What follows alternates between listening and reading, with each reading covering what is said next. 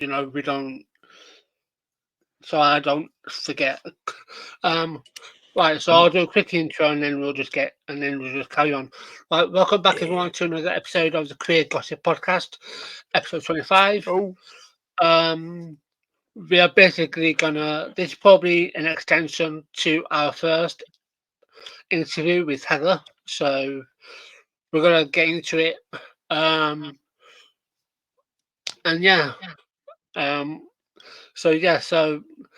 I mean, like you were saying, with work, you have to follow it. You have to follow the news for work, which I understand. But it's like, I mean, I follow it to a certain extent because we sometimes cover topics. I mean, the last few weeks we've been covering like the turfdoms, but you can never get a fucking breathe like a break from it. No, it's absolutely constant at the moment. And talking to, I mean, I'm not quite old. I was born in 81, but realistically, my memories of sort of political 80s are limited. But for people who are maybe 10 years older than me or so that have been, or upwards, that can remember that time, which was supposedly the worst time for sort of anti-LGBT sentiment. And everyone you speak to is like, it is so much worse now. Just like the past year or so. Lovely. Yeah. And it's like, for all of the progress that we've made over the past decades, it just shows how easily that can be undone and taken away. And yeah, it's really tough at the minute. And like saying, it's that constant nature of it. It's not like it's one thing or one big thing. It's something new pretty much every single day. Like sometimes multiple times per day at this moment. So, it's... I literally just want to do drugs and have sex. Like, that's it. That's like, leave me alone. I mean, I can understand that position, and it's I mean, I get why they call me as degenerate I am, but like, Jesus fucking Christ. Yeah, I mean, our organisation supports like the mental well-being of LGBT young people, and their mental well-being at the moment is not good, and that's understandable. It's when every single day you've just got these constant attacks, and you're just trying to go about your day and have sex and take drugs, or go to college, or play Minecraft, or whatever your day-to-day life entails. Yeah, it's like without people just giving you constant grief. Yeah, it's like I recently saw something today. And because obviously Max is a teacher and obviously you work with young people. There's this school, I think it's in London. They are trialing a 12-hour day at school, and I just wanted to get each of your opinions on that. They recently behind trialing a 12-hour day work. 12-hour school day is because kids are apparently spending too much time on their phone, social media, and this is their way of tackling that. That's the worst idea I've ever heard. That's horrendous. That is absolutely horrendous. That's like a fucking terrible idea. Like, what the fuck? Who came up with that? I want to beat the shit out of them. This specific school in London, I think they're a Christian school or university. Oh, fuck me. Like, I mean, I will say I've not heard about this. The only possible exception I could give to that if school was ending normally at like 3:00 and there is no obligation to be there after that point, or if there was stuff put on for people who wanted or needed to. So, breakfast clubs, an extra meal, like sports and hobbies and activities. So because there are kids and young people whose parents are working late, who are living in poverty, who haven't got anything to do. So on a voluntary arrangement, saying we'll stay open late and provide a meal and provide some activities, that would be fine. But I very much suspect that that's not the case. Yeah, they also want to. We have that at our school. Yeah, they also want to that. Like, there's extracurricular bullshit. They also want to try and cure, and this is the words of the head teacher or whatever. He wants to try and cure social awkwardness. Mm. Yeah, this is how you do it. I don't understand the logic of that at all. You know, that if you want to improve people's social skills, give them social time. You know, let them. Don't keep them behind a desk for 12 hours. Yeah, apparently. Like the school system is like shit for social things. Yeah. Like, it's not built for that. It's built for learning, and even that it's kind of bad at. Weirdly enough. Apparently, their days are going to be filled with cooking lessons, public speaking, exercise, playing tennis, or whatever the fuck they dreamt up. And basically, if they have any homework to be done, they will do it down then. So basically, their school day will go from like 8 a.m. till 6 p.m. So that, I'm sorry, but it's probably about what? It's been about 16 years since I was at school, secondary. Like, the thought of me being in school for that long, I'd tear my hair out. But I know. Yeah, like I worked there, and I wouldn't. Oh, yeah. I would fucking. If my boss came to me and was like, "This is an idea that I have," I think I would fucking slap him. I mean, just like on like a child development point of view, like most young people, sort of school age young people, need like 10 hours sleep. They need more sleep than we do. You know, there's this sort of stereotype of the lazy teenager, but it's not like you physically at that age you physically need more sleep, like for your healthy development. And one of the big problems we have with this, and literally just go to school, sleep, and go back again. They're going to have no time in between. Yeah, and like one of the big issues that we have with this like school system as it is that it's like the youth and the ADHD ridden tend to have like a sleeping schedule that is kind of fucked up with regards to how the world works. So like school as it is should already like start at 10 or something if we were to design it for the kids' sleeping schedule, which would also be very, very, very appreciated by me, by the way.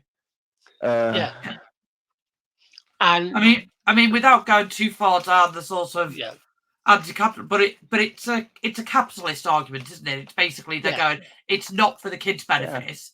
It's because they expect that all parents should be working 9 till 5 every day, and that they need to drop kids at school and then be able to get to the office or wherever they're working. So doing 8 till 6 is to help oil the wheels of capitalism. It's not any way to do anything for the child. And also, we need to brainwash them into becoming good cogs in the machine. Yeah, like I'm an anarchist. I'm not a fan. I briefly read the article. Well, I say briefly. I sort of skimmed it. And you hit the nail on the head. It's to get them ready for capitalism work. But this also is specifically targets 11-year-olds. Yeah. This specific, like 12-hour day. Yeah, that's not healthy. No. You know, and one of the things that we make, some of our, for work, we have like funding outcomes and stuff. We're a charity, so we have to, deliver things. And, I've had the discussion with funders who've gone, talking about the best outcomes for young people, and some who think that the best outcomes is basically how employable they are. And it's like, no, it's that may be their priority, but actually it's how happy and healthy and their social development and what opportunities they have for creativity and self-expression. And, you know, we're a youth organisation, we're not a school, so we're not going to be teaching them maths. Or, although, ironically, I did used to do that. I used to tutor GCSE math students when I was at uni, because it paid better than bar work.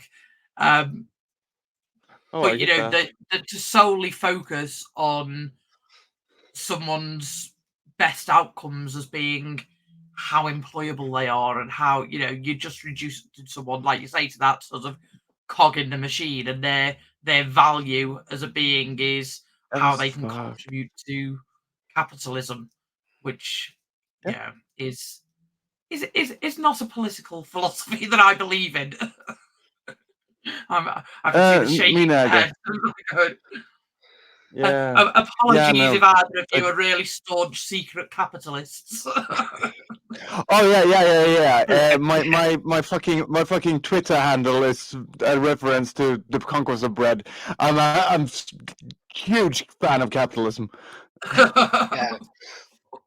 I always joke, complete side note, but when people say to me, like, what your sort of origin story of where your politics started, and as a kid growing up, there used to be in our hallway on the telephone table, back when you used to have a telephone table in the hall because everyone had to have a landline, and we had this little stone bust of this just as a kid, this beardy fella who I didn't know who he was, and it wasn't until I was much older that I discovered that it was Karl Marx. So I grew up with like a stone bust of Karl Marx in my hallway. Yeah. so that gives you an idea of where my sort of politics comes from. Like, you know, that was my dad's doing. I've like, my mom is like this really, really wishy-washy liberal bullshit, but I have mine probably actually grew out of some teenage rebellious phase that just kind of never ended, to be honest. Which is why I ended up an anarchist. My boyfriend has the weirdest fucking Twitter running theme, which is Kropotkin porn, and I still am not sure what the fuck he means by it, but he just keeps tweeting Kropotkin porn all the time, and I like it. And I don't think he knows what it is either yet. I think he's trying to reach the goal for it. I don't know. I'll have to ask him. Yeah, but that's I'll put that one. That's where my political journey starts. Kropotkin porn. That's my political journey. Yeah, politically, you could say I don't have a home because, first and foremost, I don't trust our politicians and I don't trust our government. Oh, you don't? I will never vote. However, I have had quite a few people say, "Oh, because so that means you don't know anything about politics." So that, well, no, it just means I don't believe in that bullshit. No. And we have a political system where you don't have like a none of the above option. You know, No. it's pick which one of these handful of people, none of whom you really want.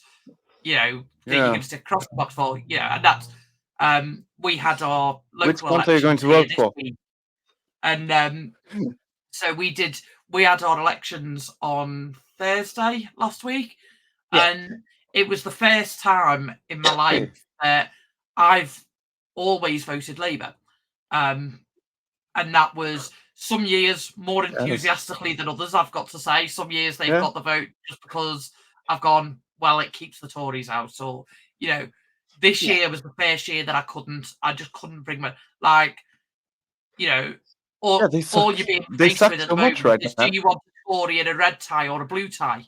And with the attacks on our communities over the past year or so that have been wholeheartedly supported by Labour, they've not provided any form of opposition. I can't, in all good conscience, I couldn't vote for, you know, after however long I've been voting, 5 years. and I just couldn't do it. I couldn't vote for them, knowing that they are attacking LGBT rights, that they're attacking migrant rights.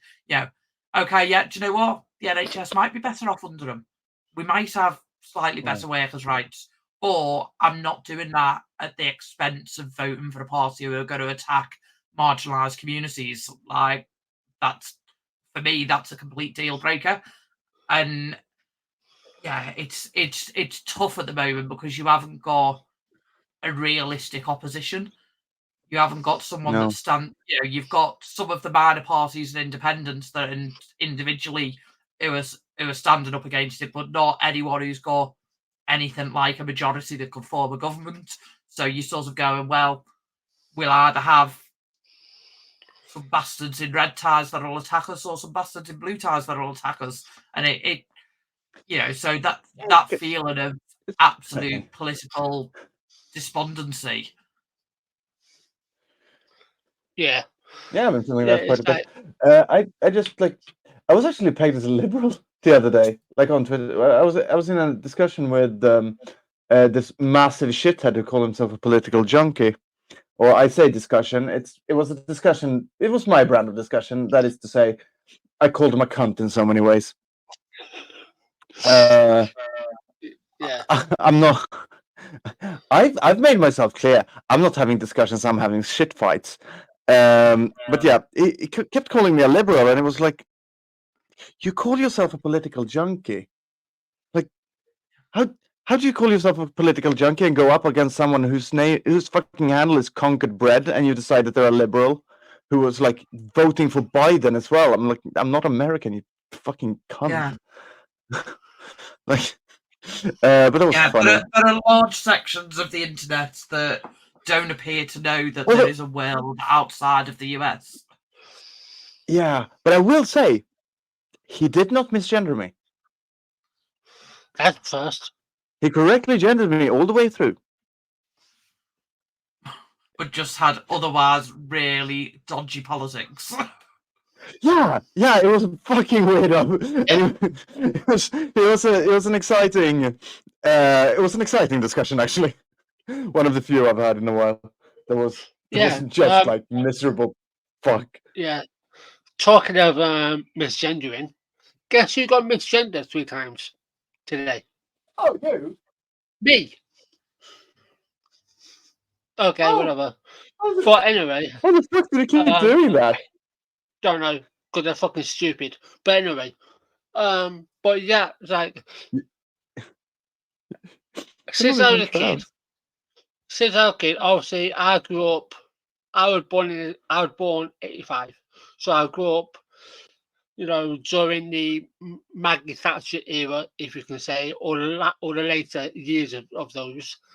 It's like, obviously Section 28, which I obviously learned to understand what that was in the mid to late 90s. It's like, I don't know why, I just never believed any politician, whether they were Labour or Democrat. But in one ear, out the other. If your introduction to politics is fucking Thatcher, then I'd fucking wonder why. But yeah, it's like they're just full of pompous, jumped up fucking Easternite wankers who don't know what the fuck they're doing. I don't trust anyone who wants control. That's like, I don't trust anyone in authority who wants to be in authority. Like, it's like I think ultimately, and it's going down this. And then I tell my students this, and like, why should we trust you? Like, you shouldn't. And I've seen people start in sort of very left-wing sort of student activists who've then gone through that political system, and I've watched them move to the right. So if your end goal is to have a sort of left-wing socialist government, then we need to start voting for the most far-left anarchists that by the time that they get there, because everyone that goes through that system shifts to the right, so you need to vote further left than you want to end up with. Because it's inherently a right-wing system, unfortunately. Yeah. Like the I don't know. I'm cynical, and I'm not looking forward to actually having to deal with that bullshit when it comes out. Like next, is it next year we have an election here? Is it 2 years? Is it this year? Oh God, I hope it's not this year. No, it's 26. In the UK, we've got until January for them to call the general election, so it can happen at any time, but they've got to do it by January, so it's likely to be the back end of this year. We're sort of we'll have sort of premise of it being sort of October, November time.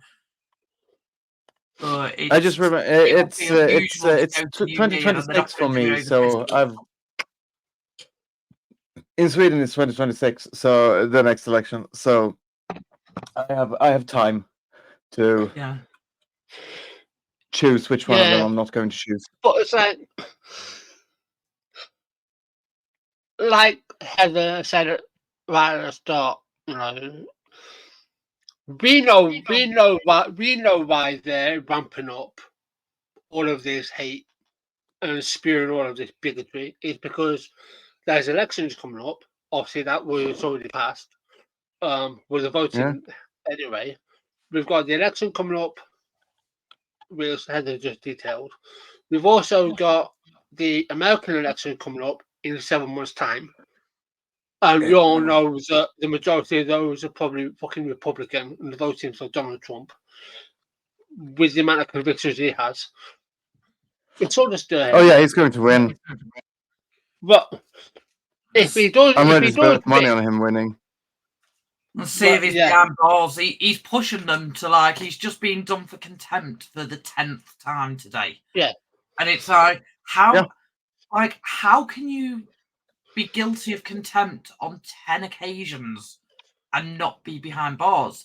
But also, I think they all know that that's what he's pushing for, because he can really sort of martyr himself as a sort of political prisoner, and I think that's why he's not behind bars, actually. So it's. But he was. What's the term for it when you're no longer like?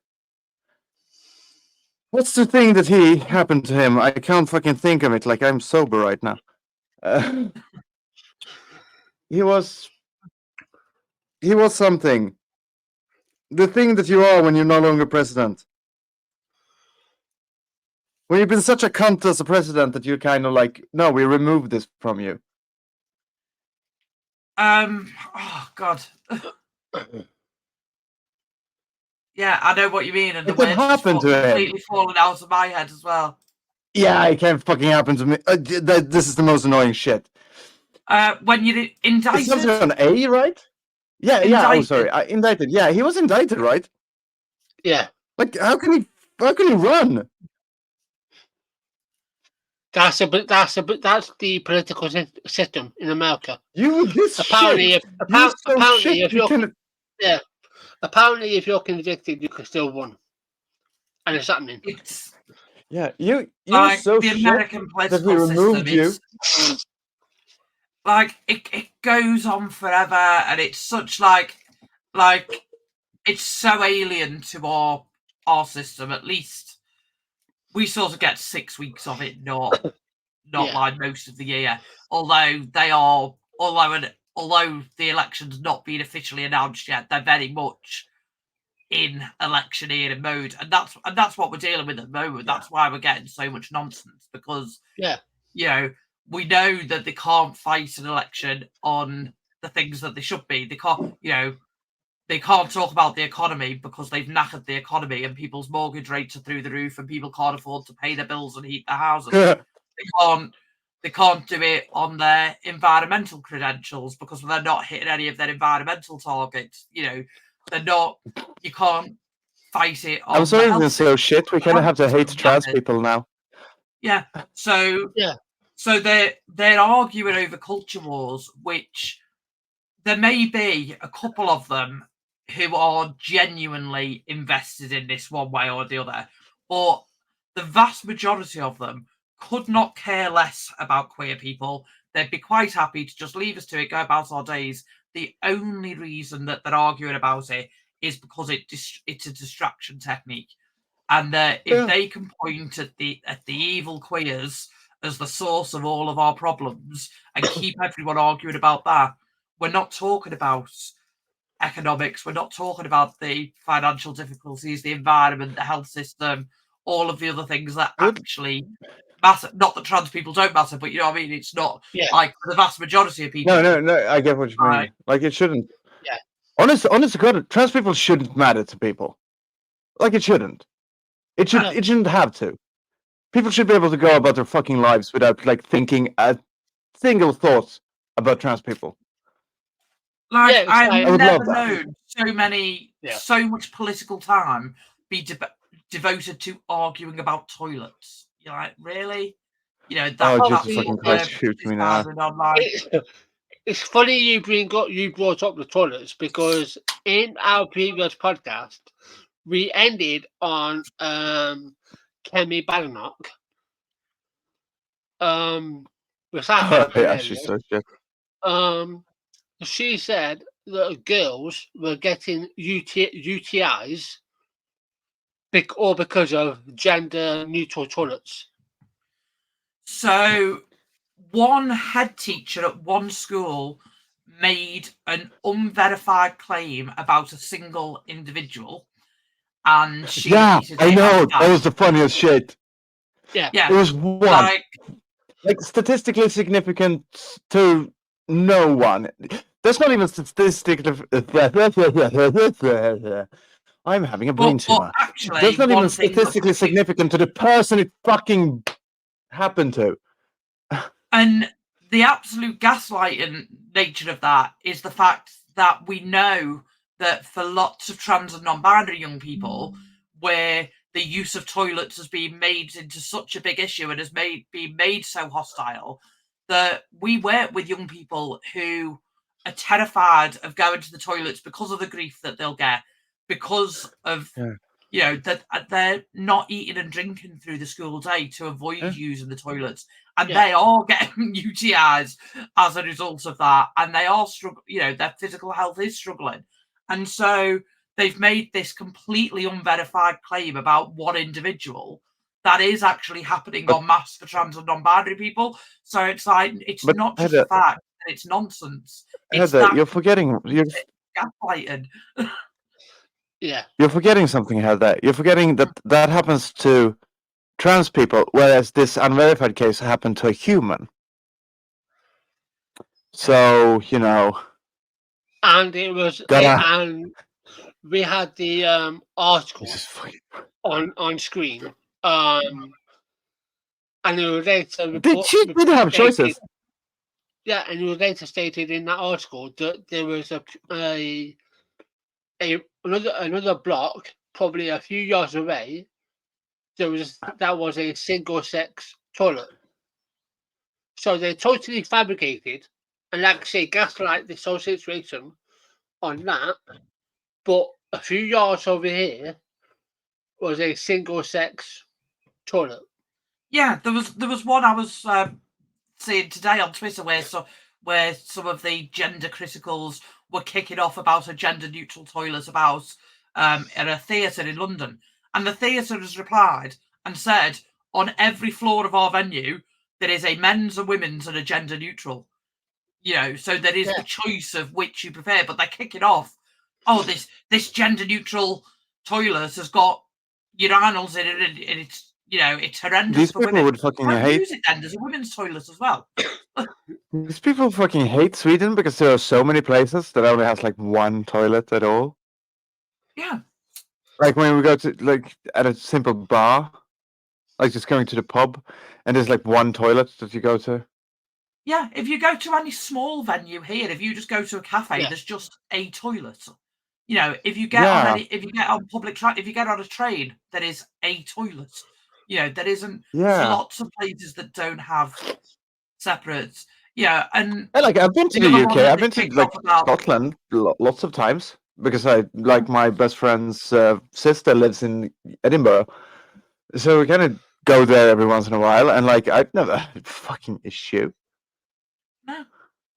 No, it's like yeah. It's like there were small cafes here that probably have one toilet. If you go to if you go to Starbucks, there's like one toilet. There are toilets in like Victoria centres or whatever, your shopping centre. There's probably more than one toilet. That are becoming more gender neutral. It's so but obviously wrong. there were still obviously men's and women's toilets, obviously. But it's like, for fuck's sake. But all accessible toilets are gender neutral as well. Yeah. So like we don't.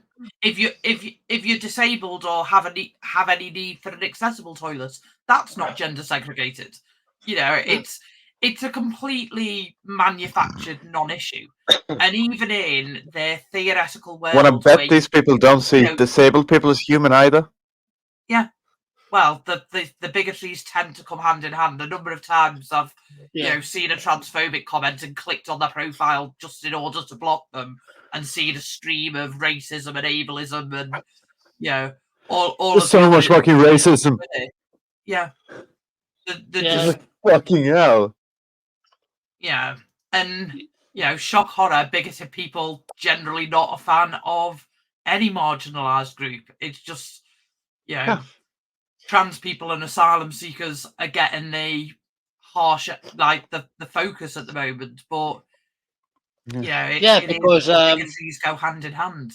Yeah, because good old Richie, sorry to Max, good old Richie Sunak has sent migrants all over to fucking Rwanda.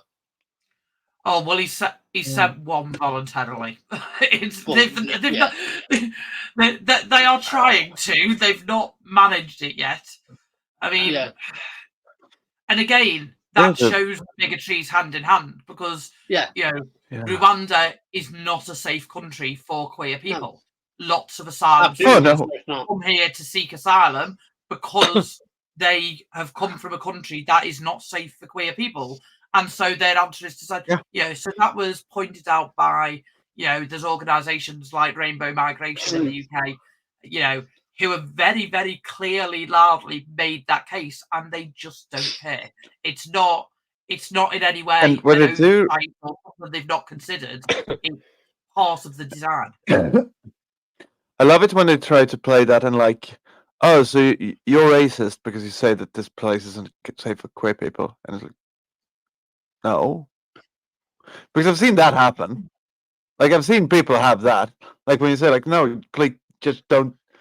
They're trying to seek asylum from like being murdered. Can you like not send them there? And like, oh, so you're saying that culture is worse? Like, can you die?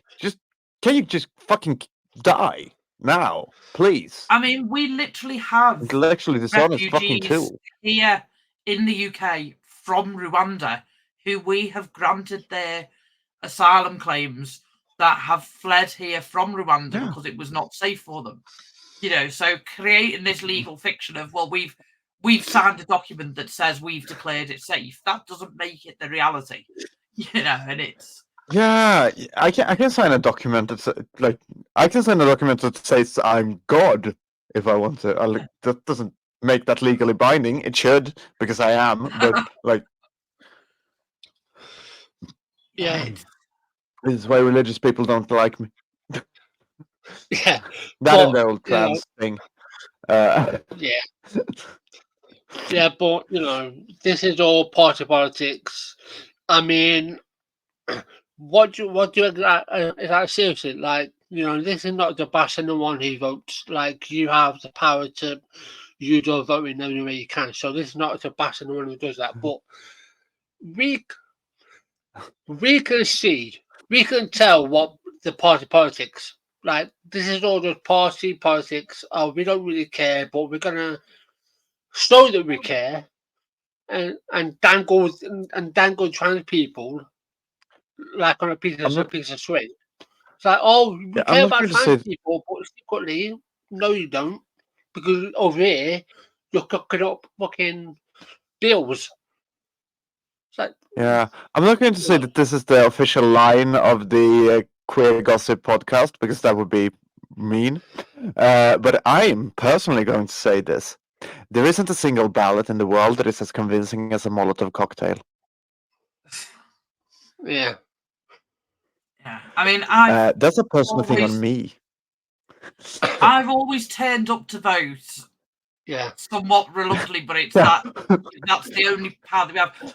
Partly because if you don't vote, then it's like, oh, well, you don't care, that you're apathetic. But if you turn up, it's like, well, because I have turned up before and spoiled my ballot. Yeah. And it's like, well, I'll turn up and spoil my ballot so that it's not counted as apathy. It's like, actually, I do care. I just don't want any of you. And so, I've always sort of taken that approach with it. This my bullshit, I suppose, isn't the opinion of Heather either, who actually does real shit and important stuff, and might not want to be associated with someone saying that you should Molotov cocktail someone. I mean, I do definitely have an affinity. I can't remember who the quote was from, but the whoever you vote for, the government gets in. And I think that does, like, you know, especially at the moment. Like, I think I grew up like through my sort of early political years where there was somewhat of an opposition and there was like a debate, but it's like now you've got the two main parties, and well, are they the two main parties looking at the current roles? But supposedly the two main parties who. Yeah. You can't tell the difference between them. So it's like, you know, the system has always offered us very limited choice. But we're at a point now where it feels like we're being offered no choice at all. Because if you're just given a pick of two options, everything is in decline. Do the same thing, then what's the point? I have a no, it's shit. Like, I'm sorry, it is. It's, and I don't want to sound hopeless. Like, I'm not hopeless. I think there is like positive bullshit coming out of everything, but it's not. When it comes to the political party like system, I'm completely fucking cynical at this moment, and that goes for Sweden as well. Like, I've always voted. I even voted last time, even though the only reason that I did vote that time was because there was no line. Like, I had my ballot in the fucking, because we get the ballots sent home, like our voting cards or whatever. And it was just I'm going to my then girlfriend's place, and I'm just like, if there is no queue, I'll do it. If there is no queue. And there actually wasn't any queue at my place, so I went in and I voted. And there was this 18-year-old girl who really pedagogically went through how I was supposed to vote, and I didn't have the heart to tell her, like, I've done this like 5 times before. Yeah. I'm very much older than you are, but I didn't have the heart to tell her. I think that's just a standard trading thing there as well, because we get that. Like, when I went to vote last week, they were like, right, you've got a slip and you just need to put a cross next to the name. And I was like, yeah, I've been doing this for 25 years. I reckon I can master the art of putting a cross in a box. Yeah, I do not remember. I've just gone on to I'll just check while you two were talking. I was just looking to see how many bills have been passed in the US so far. This was updated on May 3rd of this year, and 513 bills. Not all of them often won't become law, but we're only in May, and 513 bills have been passed. or may be passed and become law. And yeah, that's a lot. Like I say, it's the level of obsession. There's some really good study if you want to look at the UK version from Paul, I can't remember his surname, from Lancaster University, that did a study of like the UK press of how many articles about trans people there were each month, and you can see the spike, and then it breaks it down to the number of articles, and you can see the increase on that, and then it breaks it down as to whether they were positive, negative, or neutral, and you can see, not a shock that the big increase is all in the negative column, and so you can see because, like, the level of sort of, like, I quite like looking at sort of data and statistics and seeing the sort of numbers bit of it that works with how my brain works, and especially when someone does all that and does the graphs so you can see it visually. But like, it's not just a sort of change in sentiment. You can see that like quantified effort by the media. Absolutely. I just want to know, like, what the fuck do they think? What do they think I do? Like, how powerful do they think I am? I think it's not just me, but it is like me and 3 other people in the world who are trans. Like, statistically speaking, I think there's an element so few. And I think that's why they think that you are safe to attack, because your vote isn't going to be enough in numbers. And they're not thinking about, well, actually, you don't have to be trans to think that transphobia is shitty. You don't have to be trans to not want the fucking genocide. Yeah, like exactly. And that's, and we've seen a lot of that politic, in the last week, that Labour, although the Tories took an absolute hammering, they were saying that Labour didn't do as well as they would have done because of their position on Palestine.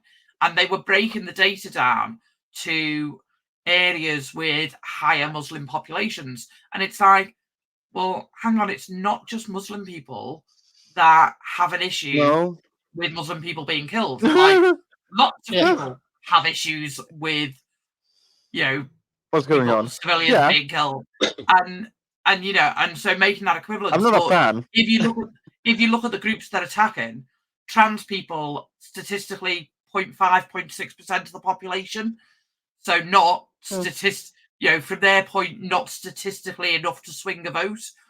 Asylum seekers not eligible to vote, so they're not going to do it at all. But what they forget about is allies, and that actually there are lots of people who aren't trans, who aren't refugees and asylum seekers, that still do not agree with you treating trans and asylum seekers as like shit. Yeah, and like queer people in general tend to like know that they're fucking next.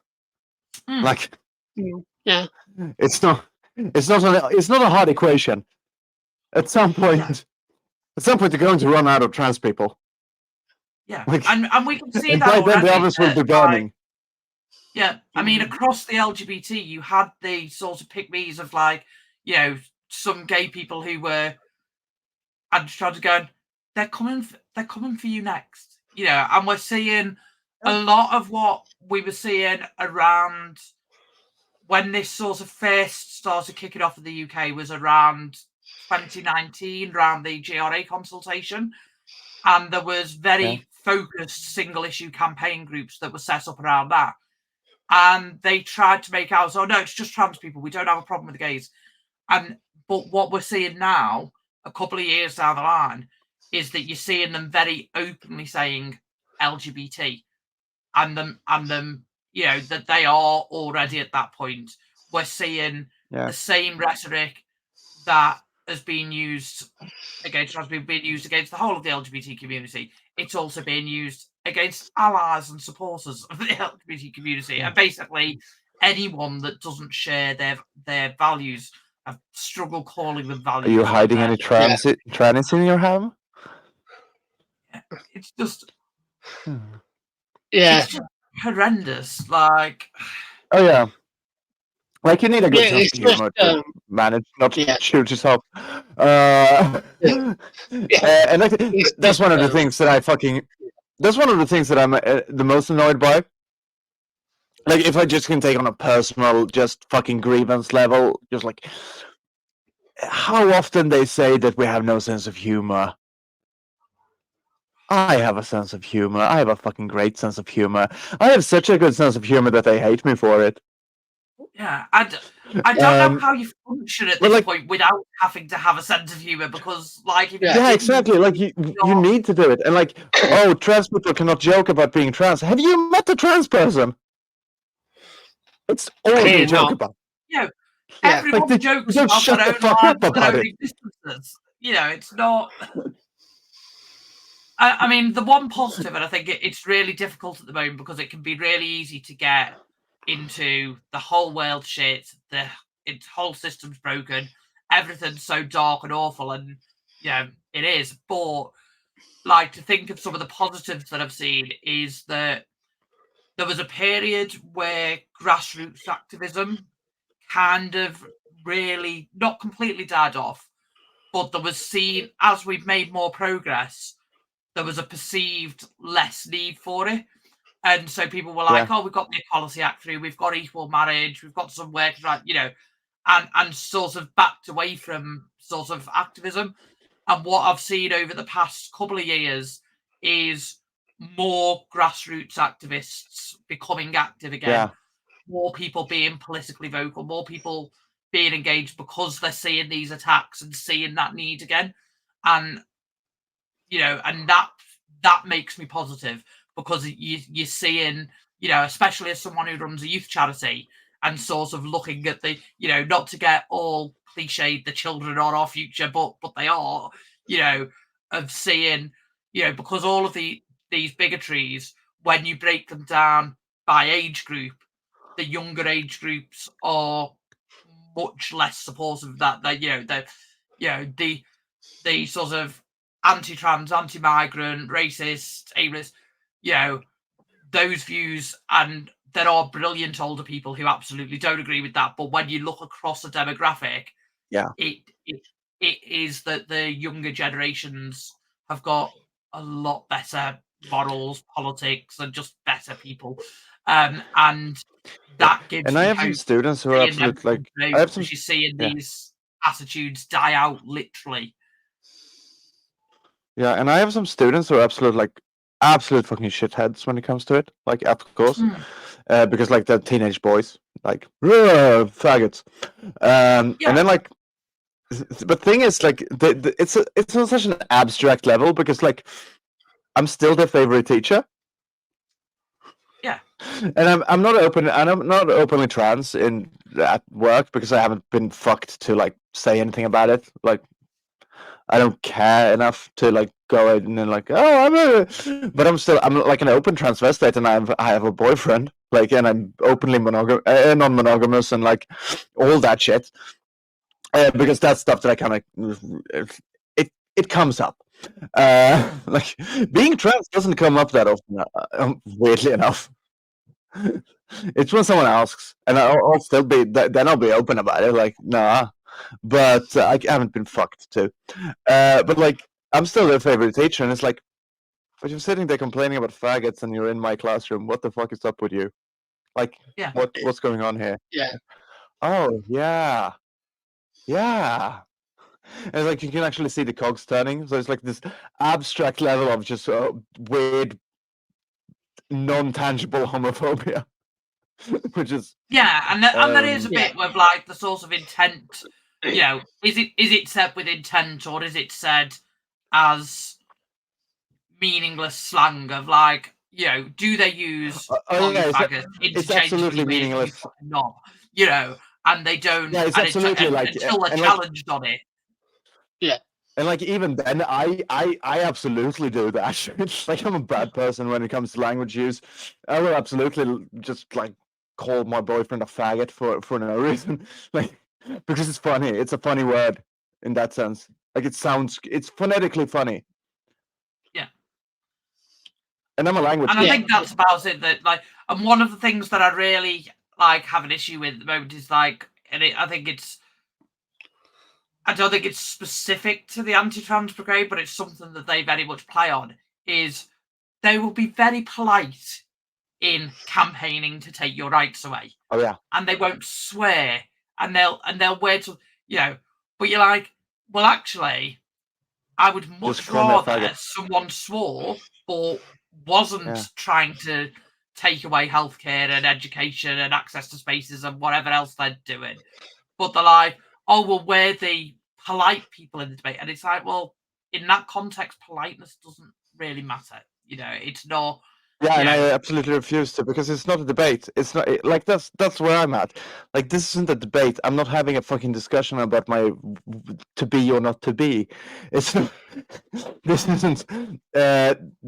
It's a shit show, and that's how it should be treated.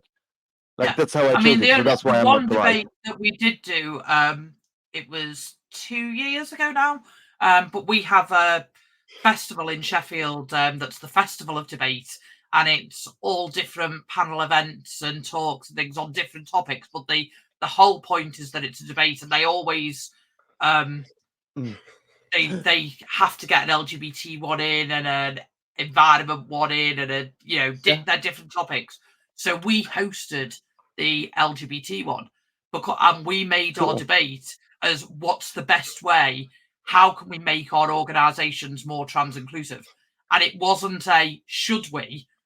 The debate was what the best way to do it, because if we didn't go and host some other arsehole would go and do the debate of are trans women real women, and you're like, that's not, just dehumanizing people. And that's such a shit question as well, because like it's definitionally like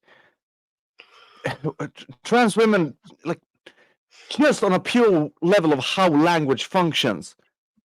The word woman means what you use it as. So for some people, no. For some people, yes. It's that simple. And like for the people who say no, I don't care about you. You can die. Yeah. But there's genuine discussion as to sort of like how do we work to make, we've got systems that have got in-bed structures. How can we fuck them up basically? But how can we dismantle those structures to make it more inclusive? And for some of us, I used to work in a women's centre, and where our philosophy was, if you feel this is a space for you, then it is. And we were welcoming to all women and all non-binary people who felt that was a space for them. And it was completely on, if you think this space is for you, then you are welcome. And that was how we operated. And it was, because there are women's services and men's services. There are areas but you don't have to be dicks about it. It's not, those services on. Yeah. No. It's, I'm just agreeing with you, basically. Yeah. So there are things to debate or discuss, but not are trans people worthy of fucking basic respect and healthcare and education stuff. But it's like, well, how do we, what's the best way to do that? And and how do we make our services more inclusive? And there was a lot of the areas that I've worked in, like I say, I used to work in a women's centre. I've done a lot of work in sexual health over the years as well. And that was, sexual health has always been, because that's one area that is very specifically about your genitals, so that has always been segregated along those lines. But then you have really bits that sort of come up that maybe people don't think about outside those settings. So I did a session with local sexual health centre looking at their LGBT inclusion, and they had an issue with their computer system that when for trans men, the system wouldn't let them order a vaginal swab for a sexual health test, because some IT person had programmed in that if the person is male, it takes away the vaginal swab option. And so they had to have a workaround for that was actually, that was on their computer system. So it was thinking about things, that that you don't even think about, that are those sorts of structural issues. Probably would have done, like, honestly, if I designed it, might have done the same thing. Honestly, just out of like brain fart. No, I don't design computer systems because I'm not one of those trans people. I'm one of the I'm one of the aesthetics, the ones who can't code. I had a life as a kid. Jesus Christ, I'm such a mean girl. I have a very like little bit of sort of DC comic book stuff, but beyond that, I don't go into the like fully into the nerd world. And then I attract people who start talking to me about sort of Dungeons and Dragons and Star Trek and things, and I'm like, I do love Dungeons and Dragons. I've got t-shirts, but I haven't got anything to back it up. But like I love narratives and stuff like that. That's where I come in, and that's like my geekdom. Which is why everything I do, like on Twitter as well, like everything needs this big fucking narrative, and I'm actually doing a narrative right now, but nobody knows what it is yet. That's why I've started doing video for some fucking reason. But like. But yeah, I don't go into like the computer science nerd world. I'm more of the aesthetics nerd world. Like I know how things should look. To look good. I do a little bit of web design through necessity, just because of working with smaller groups and smaller charities. We generally have not had the funds to pay a web designer. So figuring out how to make a website yourself, that is, the level of. I'm one of those people that people always thinks a bit technical or a bit nerdy, and then I'm not. I can go to a certain point, and then there's nothing beyond that. Yeah, and it's like I like recently understood that coding actually is a language. Like that's the level of fucking brain death I'm working on here. Yeah. I mean, I grew up with comics.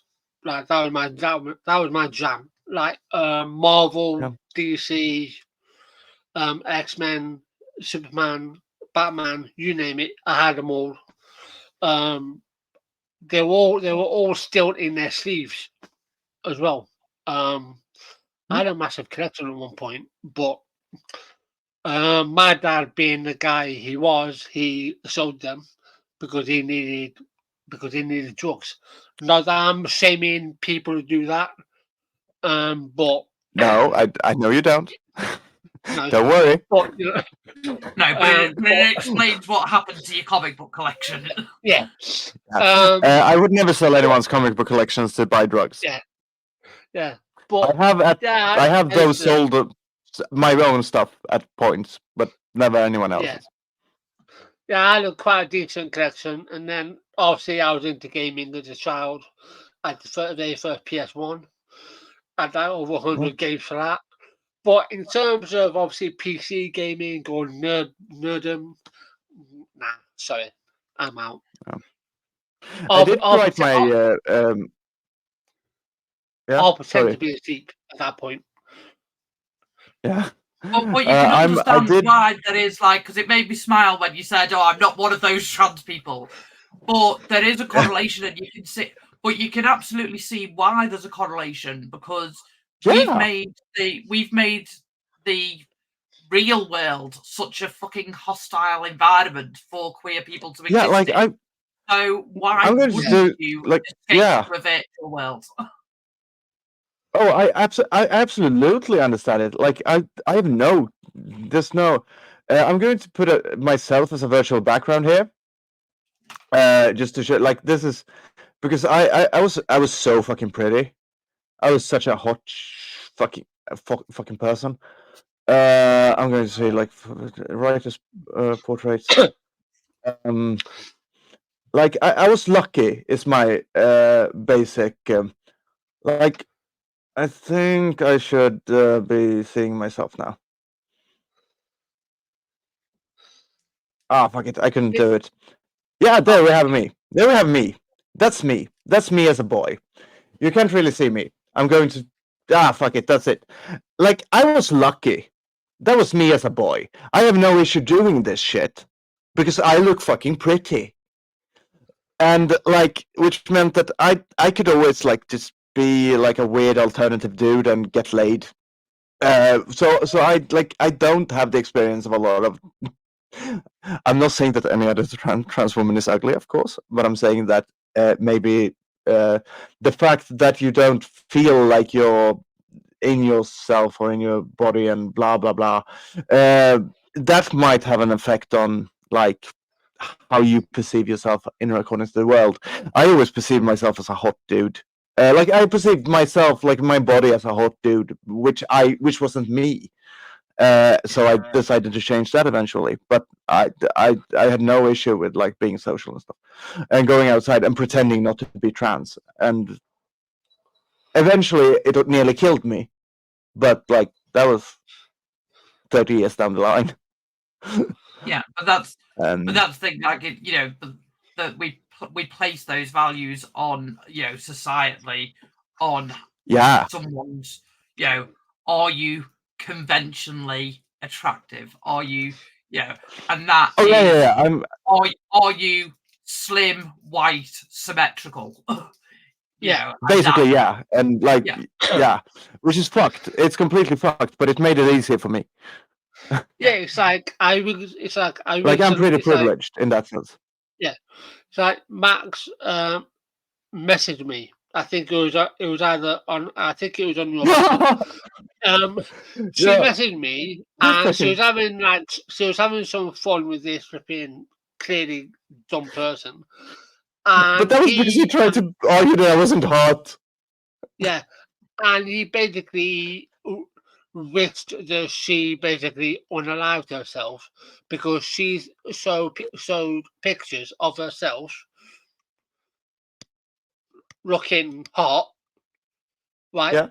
And it's like, and this is the type of shit that all trans people get, regardless of the severity. It's like, no. And I'm happy when they do that to me because it means they don't do it to someone else, and I know that I can take it. Yeah. Like there are some people who that would actually hurt. Yeah, and it's like likewise with me, and I'm sure Heather can take it as well. But just because we can take it, we doesn't mean that, I'd rather they were sending it nowhere. But if you're going to send that nonsense, then send it to me, and I will ignore it rather than you sending it to someone who's more vulnerable. And that's like, and I will find the cruelest way to give it back to you. That's my.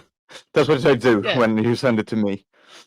Yeah, but like the point I'm trying to make is that like we can handle that, but at the same time, like why are you sending it in the first place? You don't have to have that directed towards us, regardless of what your beliefs are. Yeah, I mean, I say about this, and it's I think I mentioned it last time, but it's like it's something that you shouldn't be flippant about, but that I kind of am at this point. But it's like I stopped counting the number of death threats I'd received when I hit 400. Yeah, and I was like, and I knew that I wasn't any real threat. This is someone sat behind a keyboard. It's not someone that's going to tear up at my house and actually do anything. No. But that's the thing. You're sending that stuff to someone, you don't know the mental state of the person that you're sending it to. That you don't, and like a lot of people don't know the impact that you're going to have on someone. Yeah, exactly. And like I don't know how much you've seen of my Twitter shtick, Heather, but it's kind of unhinged. Is probably the best way to describe me on Twitter, and that's a brand. Like that is the brand that I have. It's unhinged, and like I have several of them. These people who like wish me death and stuff like that will like talk about my mental well-being, and like if you actually think I'm mentally unwell, which like I am in a certain respect, I suffer from clinical depression, and I have like the greatest amount of ADHD of any person living. But like, if you actually think that I am unhinged, if you actually think that I am mentally unwell, and you're saying this shit to me, you're the worst fucking person alive. Like, that's just then you're just such a bad person. Like, if you think that I am under mental duress as you send this, you should fucking like be locked up. Yeah. But like, I know that I can take it, which is why I'm there. Like, the times that I have been like, okay, I'm not doing well right now, I haven't been on Twitter. Yeah, I don't go on Twitter if I feel like shit.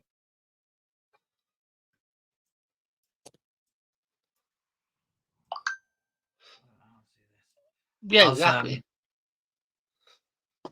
Yeah, same with me. Like, you know, if I'm not particularly feeling well, I come off Twitter.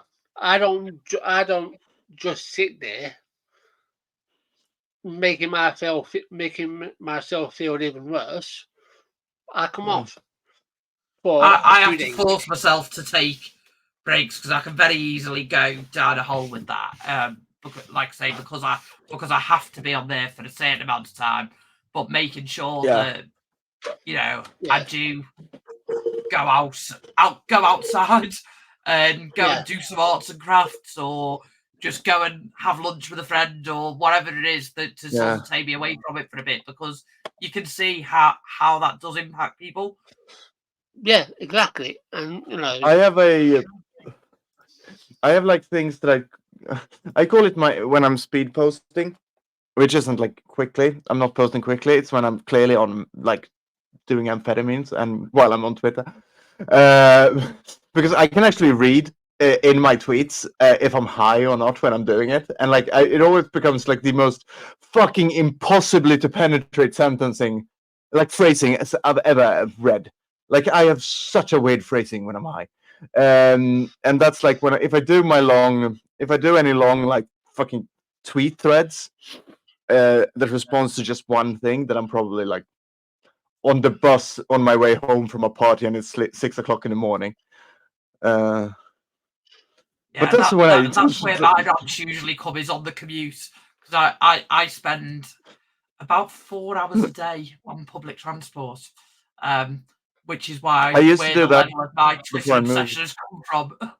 It's just easy to just doom scroll when you're on the bus. Yeah. I used to do that when now I live one station away from like my work. I used to live like an hour away from my work, and then I did a lot more like. But now I live longer away from my life, so now I have to do that commuting to like parties and stuff. I live about an hour and a half away from anything. That's what I was joking about, the like Twitter vibes. Mine is sort of queer news, rant about the buses. That's like you just get lots of queer politics interspersed with rants about public transport. That's my online persona. Mine is. I'd love to know what my vibes are, like from the outside. I know what my vibes are on the inside. I have no clue. I've asked like, what are my aesthetics, and I've gotten like impenetrable answers to that one. But I don't know what my vibes are on Twitter. Unhinged bullshit. It made me laugh when you said about it last time, because I was like, I don't know how I've kept the same Twitter account for 15 years. Oh yeah, that's so impressive. Like I've actually kept mine. I'm on the same as them, but I've been like suspended 18 times or something. I had it deleted like once, but I got it back like because I kicked the hornet's nest of J.K. Rowling fans. I said the only way to get her to get it to improve would be through a bullet. They didn't like that. The really sort of weird idol worship of that is just unhealthy. And like then it's the irony when they refer to the trans cult, and then I've never seen a group that acts insults sort of cultish behavior. Oh yeah. And like they said, like I agree that that's a horrible thing to say. That's the weirdest thing, because we ended up in a discussion then, like me and 40,000 people, and I'm like, this is the easiest fight that you could ever possibly have. Like I said such a shit thing. I said that the only way that she could improve would be through death. But you're making it a threat, and it's not. It's like it's categorically not a threat. If you just stop focusing on that, you're going to win this fight. Like, if you just argue that I'm a bad person, you're going to win. Why can't you win? This is the easiest fight you've ever had. Maybe laugh when you brought up the younger picture of you. I just did the one of me. Which way do I need to go to show? Fuck yeah! You can't see the full picture of the full level of the double denim. But that was my youth. Well, it's a surprise when you turn out queer. Yeah, it makes me laugh because we talk about it that take that off now because I don't need to be looking at that. But I think when I was younger, there was very much that's something that's a lot better for our young people now, is that there is a lot more visibility and a lot more information, and there's a lot more varied queer representation. But when I was sort of 17, 18, when I came out, it was like, I've come out, I now need to adopt the uniform. And so straight away, I shaved my head, got my dungarees, my Doc Martens, was like, and to be fair, if that's your vibe, then that's absolutely fine. But it wasn't mine. It was I felt that as a queer woman, that's what I had to do. I had to be butch. And then I was like, I'm really not. Like, I was like, I've chopped all my hair off. I'm dressing quite masculine. But then inside, I'm like, I'm such a princess still. I just like girls. Speaking of that, that's such a weird thing. Like, when we talk about youth and princesses and stuff, like that's something that I don't hear talked about enough, and I need to do something about that at some point, because it just popped into my head when you said princess stuff, because there's this vibe amongst the TERFs that trans women dress like little girls, which, to be fair, a lot do. But that's for a reason. That's because we didn't get our girlhood. Yeah. It's a really weird thing to have wanted to be a pretty princess when you're a kid and you just never got to. And there is something there that I need to write something about, but I don't know what yet. Yeah, we were doing I was on a panel discussion about Section 28 and how that sort of impacted our lives, and we had a sort of panel of us that were all educated through that era, and that was very much that loss of youth, and even bits that I reflected on that, because my peer group who were having their first boyfriends and their first relationships and things when they were 12, 13, 14. And I was doing that in my late teens, early 20s. So I was in my 20s writing terrible poetry and writing people's names on my notebook with little love hearts. So I was doing that 10 years later than everyone else, because I wasn't out when everyone else was doing it. And I think there is that, the sort of staging of finding yourself and also relationships as to, our cis het peers all sort of do that around the same time.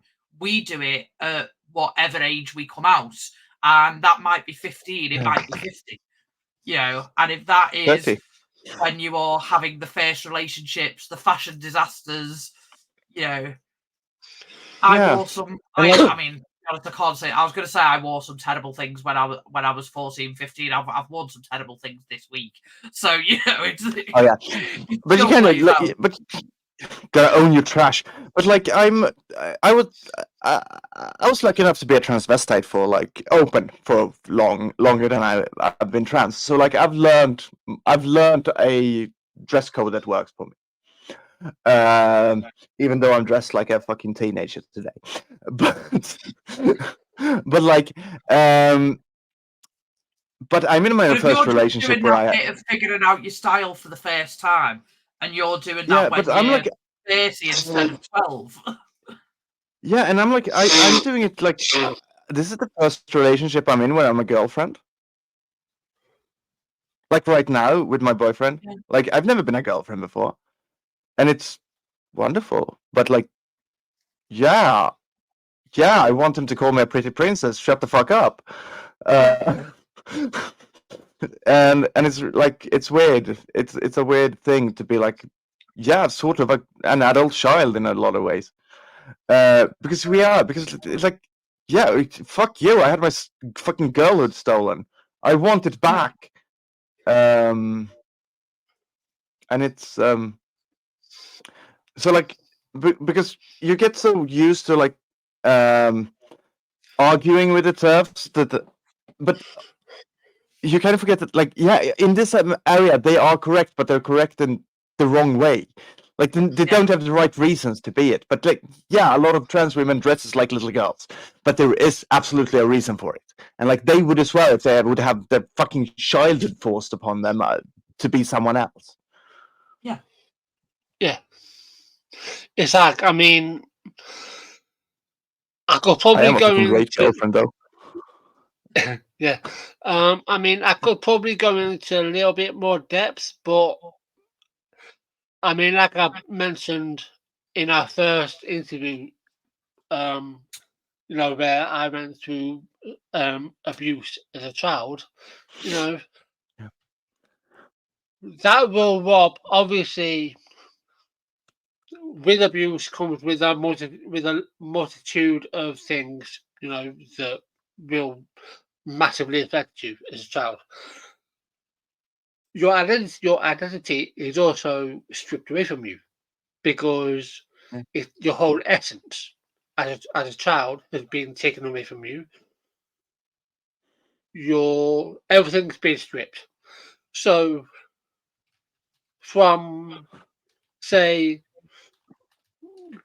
early teens to now, I've been figuring out what my style is. And for a lot of people, and I don't want to say and I'm saying this as a generalization, but that is an experience for an awful lot of children. They are figuring out. For anyone who's had an experience that has basically removed their childhood, whether that has been through abuse or through,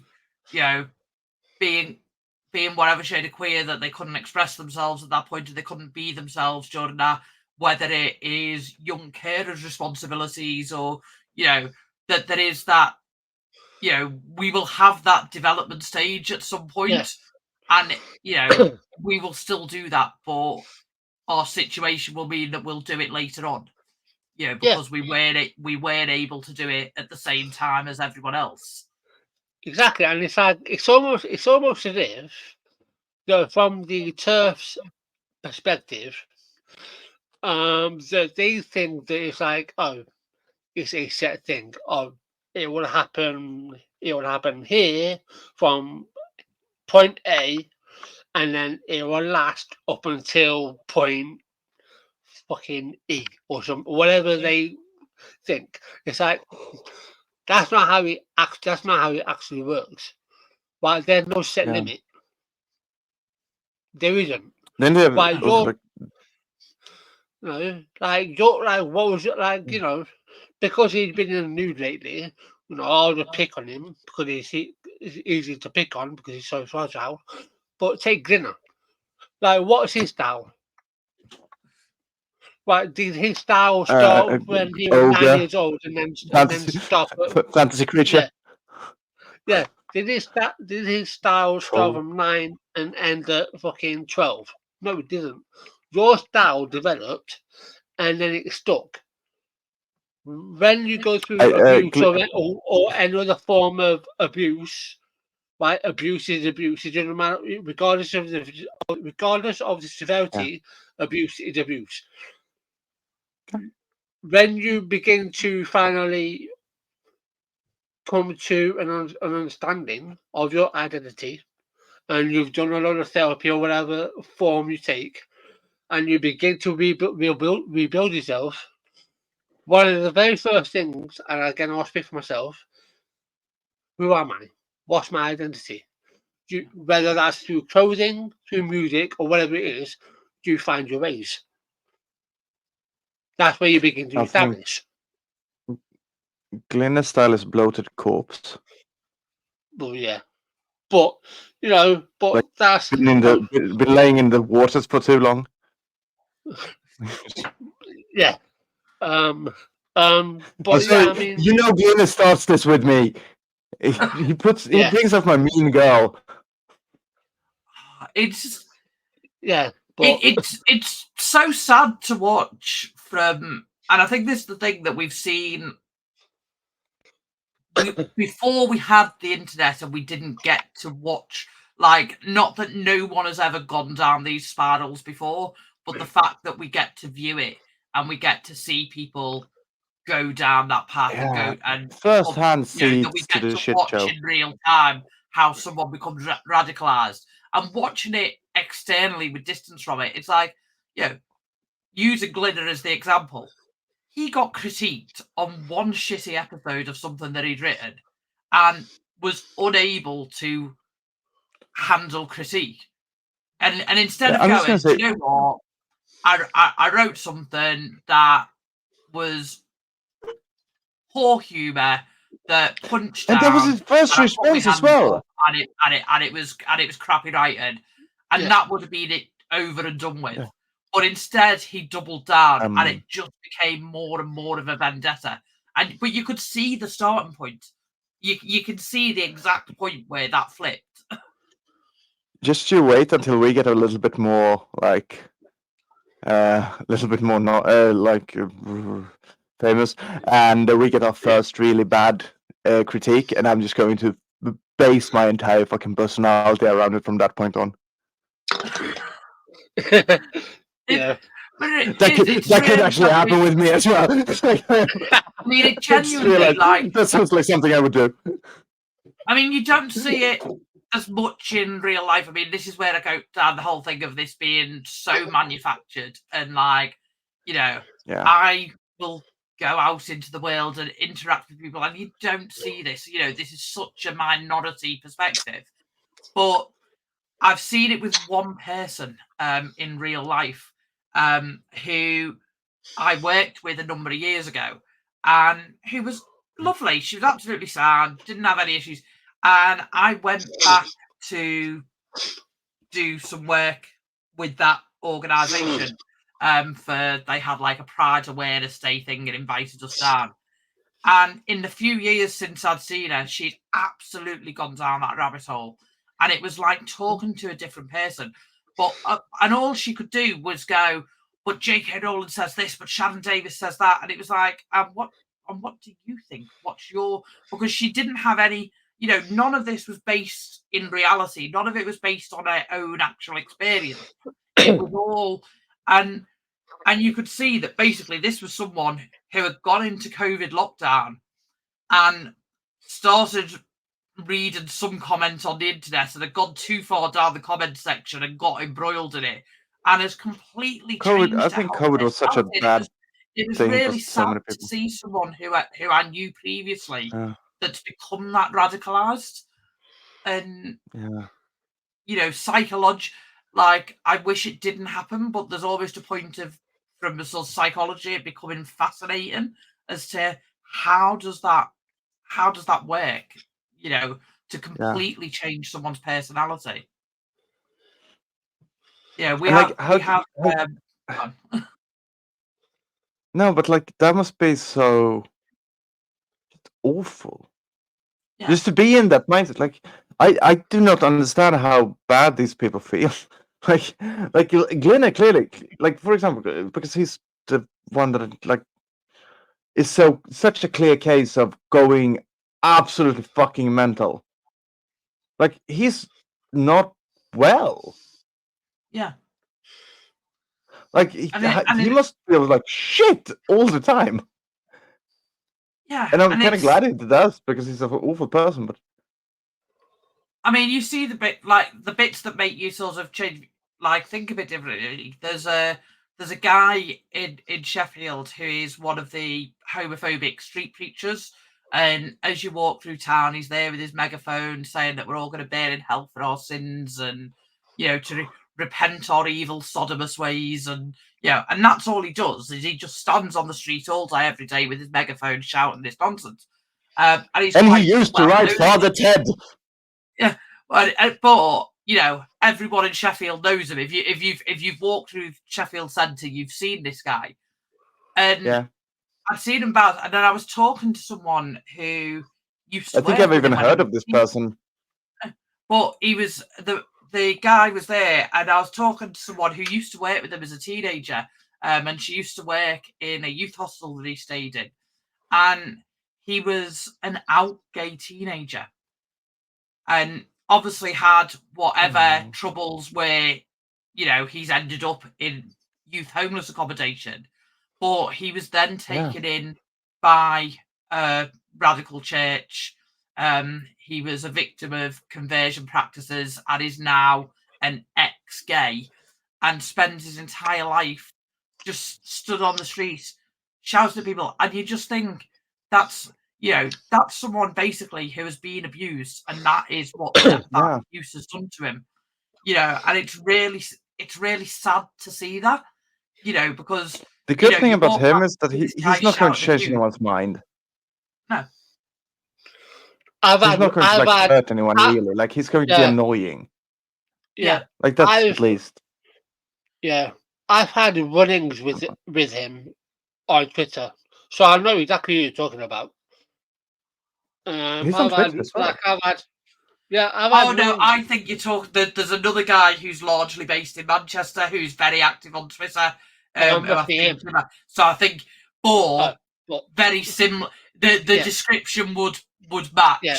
But I think we're talking about two different people. But it is seeing that same impact of that.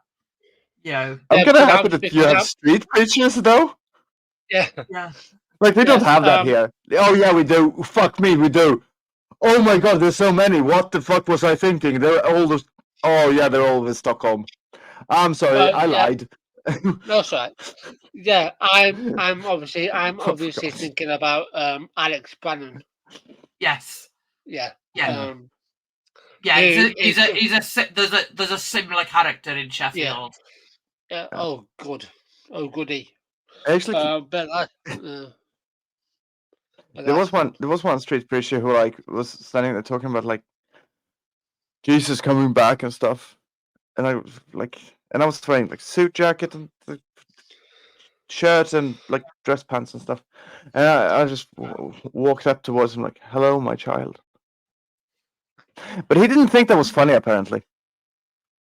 Oh, they never did. But again, it's the misrepresentation of faith, isn't it? Because people who are doing that are not acting in the way of any, all major religious teachers teach about love and charity and being good neighbours and all that nice, fluffy stuff. And actually, that I've found that it's actually been a lot of faith groups and individuals that have been our strongest allies. When I used to be involved in running Pride in Sheffield, and we did have some hate preachers there, it was the local church groups who were participating and who had their Christians at Pride stall and who marched in the parade with us, and that they were the ones to go up and challenge them. Because they were really saying you misrepresented our faith. When we had, I used to work with the Equality Hub network in Sheffield, and we had an issue with some transphobes there. And it was the leaders of the Faith Hub who were Muslim who were the strongest allies in that, in going, do you know what, we would fully expect you to stand up against any Islamophobia, so we're going to stand up, with you against transphobia. That you come for Imagine one of us, that. you come for all of them. So it's that minorities standing again, up for it's each that other. sort of misrepresentation of faith.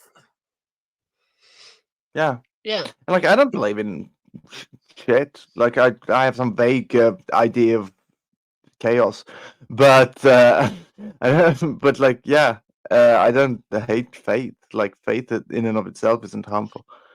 It's these fucking muppets who make it harmful. Yeah. Yeah, in the Like, and name it's of, also personal. Like, that's your belief. Yeah. Like, you're not allowed to tell me I'm not allowed to be gay just because you're fucking afraid of faggots. Yeah, and it's like, I mean, I've said that myself as well on a previous podcast. Like, you're more than welcome to have a personal faith, a personal religion. That's fine, but you don't get to wave the Bible in our faces, saying, "Oh, you must abide by God." No. So There's really yeah, I do not like much it. So about I do gay like. people in You the have Bible your own either. faith that says Yeah. this is this is what I believe, and this is how I choose to live my life. Yeah. And as long as you're not then saying this is how you should live your life, then that's fine. I don't have an issue at all with if someone says, I don't believe that, my faith teaches that two men should not get married. Absolutely fine. Fine. Don't get married to a man. Don't get married to a man. Yeah, that's absolutely fine. For you to have that, to hold that belief, and for you to act on that belief and go, I would only ever enter into a marriage with a man and a woman. That is how I choose to live my life. Absolutely fine. Other people live their lives in different ways, and that's where the issue comes. Is if you're saying, because I wouldn't, has there ever been a single case of an LGBT person going, no, you must marry a man? That doesn't. It's like, no, you live your life as you choose. But I have said that to someone. Same respect. But it wasn't this kind of argument. Yeah. But that's the thing. It's like it would be to say it to make a point or whatever, but it would be generally laughable to go, we're not going to go, oh no, you must. I believe that men are men and women are women, and that's the way it should be. So therefore, you must marry a man. Yeah. Yeah, it's sort of the. Have you seen the Follow Your Dreams comic, like webcomic? I've seen one guy. Is one guy just saying like follow your dreams, and it's like, no, I'll follow your dreams. Yeah. Goes on to win a cooking show, which is the other person's dream and stuff. And it's kind of that, but with gay marriage. Yeah.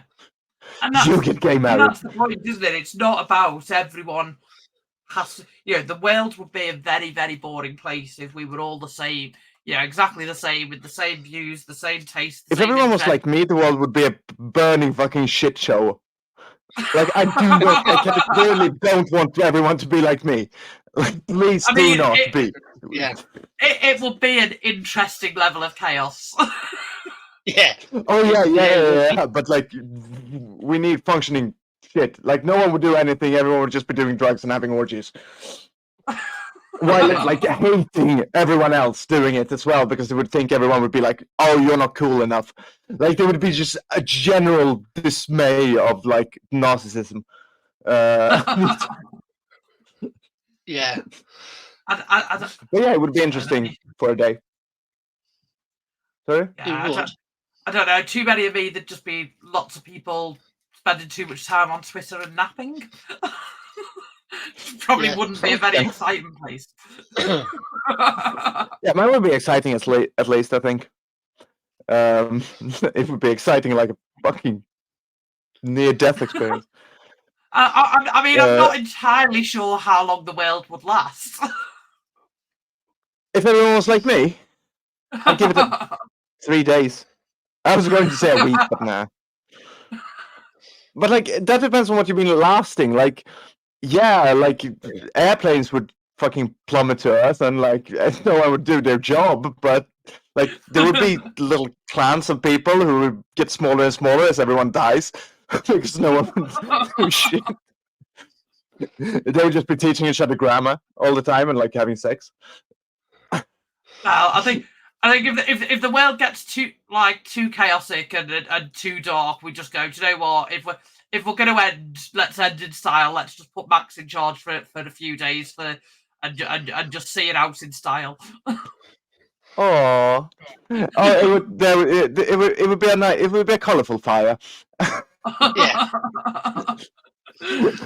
Max leading. Yeah, there's a reason I'm an anarchist. Like, oh fuck yeah, I do have that planned. I have it written down somewhere. If there was more than one of me, I think I'd probably like only one day remaining on this planet we call Earth. I think I was just going on a mass genocidal spree, if I'm honest. I'll just go around killing everyone I hate. Purely because I hate the I do. Yeah, I do. The turfs. Yeah, I do want one more of me actually, because I want to know who would dom who. Yeah, I want one more of me because I want to know if I would dom me or if me would dom I. And that is the weirdest fucking thing I have, I think. Like the fact that I'm jealous of my boyfriend for getting to have sex with me is probably not healthy, but it makes me happy. So I'm really fucking furious at times. There's a genuine sadness in my body. Like I did a mistake of recording myself. So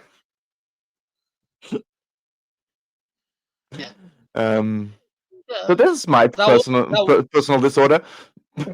Yeah, yeah, but no, like honestly, if there was more than one of me and there was only one day left, that's what I'd do. I'd go on a mass genocidal spree because you gotta have company. But yeah, I mean, a weird company because they'll be dead. But yeah, you can call that company, I guess. But yeah, that's what I would do. I had only one day left on Earth. Basically, it'll be not too dissimilar to World War Z. I have not seen or read that one. It's a film with Brad Pitt. Yeah. I just never watched it. I don't know why. I'm really bad for films. Like I think I picked my couple of favourite ones in the mid-90s and just sort of rewatched them. I don't have the attention span. If it goes over half an hour, I've gone to you saw the baby crawling on the ceiling in Trainspotting and was just like, yeah, that's it. Film is done. The thing is, I do. I'll watch a film over a couple of nights. Like I'll have to split it into manageable portions. I just rewatched Matrix 4 before we started doing this. Oh, nice. I'm really good. I watch a lot of films. Yeah. The thing with films like World War Z, like have zombies in, you can more or less not see difference because it's usually the same plot over and over again. Yeah, someone gets a baseball bat. Or in the case of Shaun of the Dead, a cricket bat. Is it called a cricket bat or is it a paddle? I don't know. The one cricket film isn't a real sport. Yeah, no, it's not. The longest film I saw with a friend of mine was we went and saw Oppenheimer. Oh yeah, I still haven't seen that, but that's because I've made myself like. I saw Interstellar in the theater, and after that, I promised myself to never watch another Nolan film again in the theater because I hated Interstellar so fucking much. It was one of the few films. Like I've been angry leaving the theater a few times, and that was one of them. Like the other was Dark Tower because I'm a huge Dark Tower fan, and that film is fucking it's a fucking homicide of the book series. Yeah. No, but like Interstellar was another one, and I still haven't seen Oppenheimer.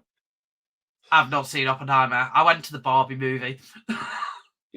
Yeah, that's the only film I haven't seen. Which was absolute trash, but it was a level of like I like. It was hilarious.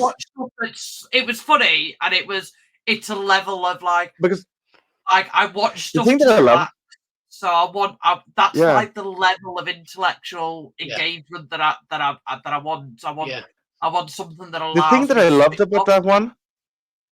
I didn't like the feminism in that one because it was like t-shirt feminism. It was like slogan feminism. But what I did like was the existentialism. Yeah. Like, a weird level of existentialism in the Barbie movie. Yeah. Yeah. Which is the thing. And I like the whole. Yeah. Does anyone hear worry about dying? Like, that was good. And I did like the fact that like. Because before going into the Barbie movie, I thought they can do this by either making it completely plain, or by making it totally fucking insane. And I'm so happy that they went with the totally fucking insane one. Yeah.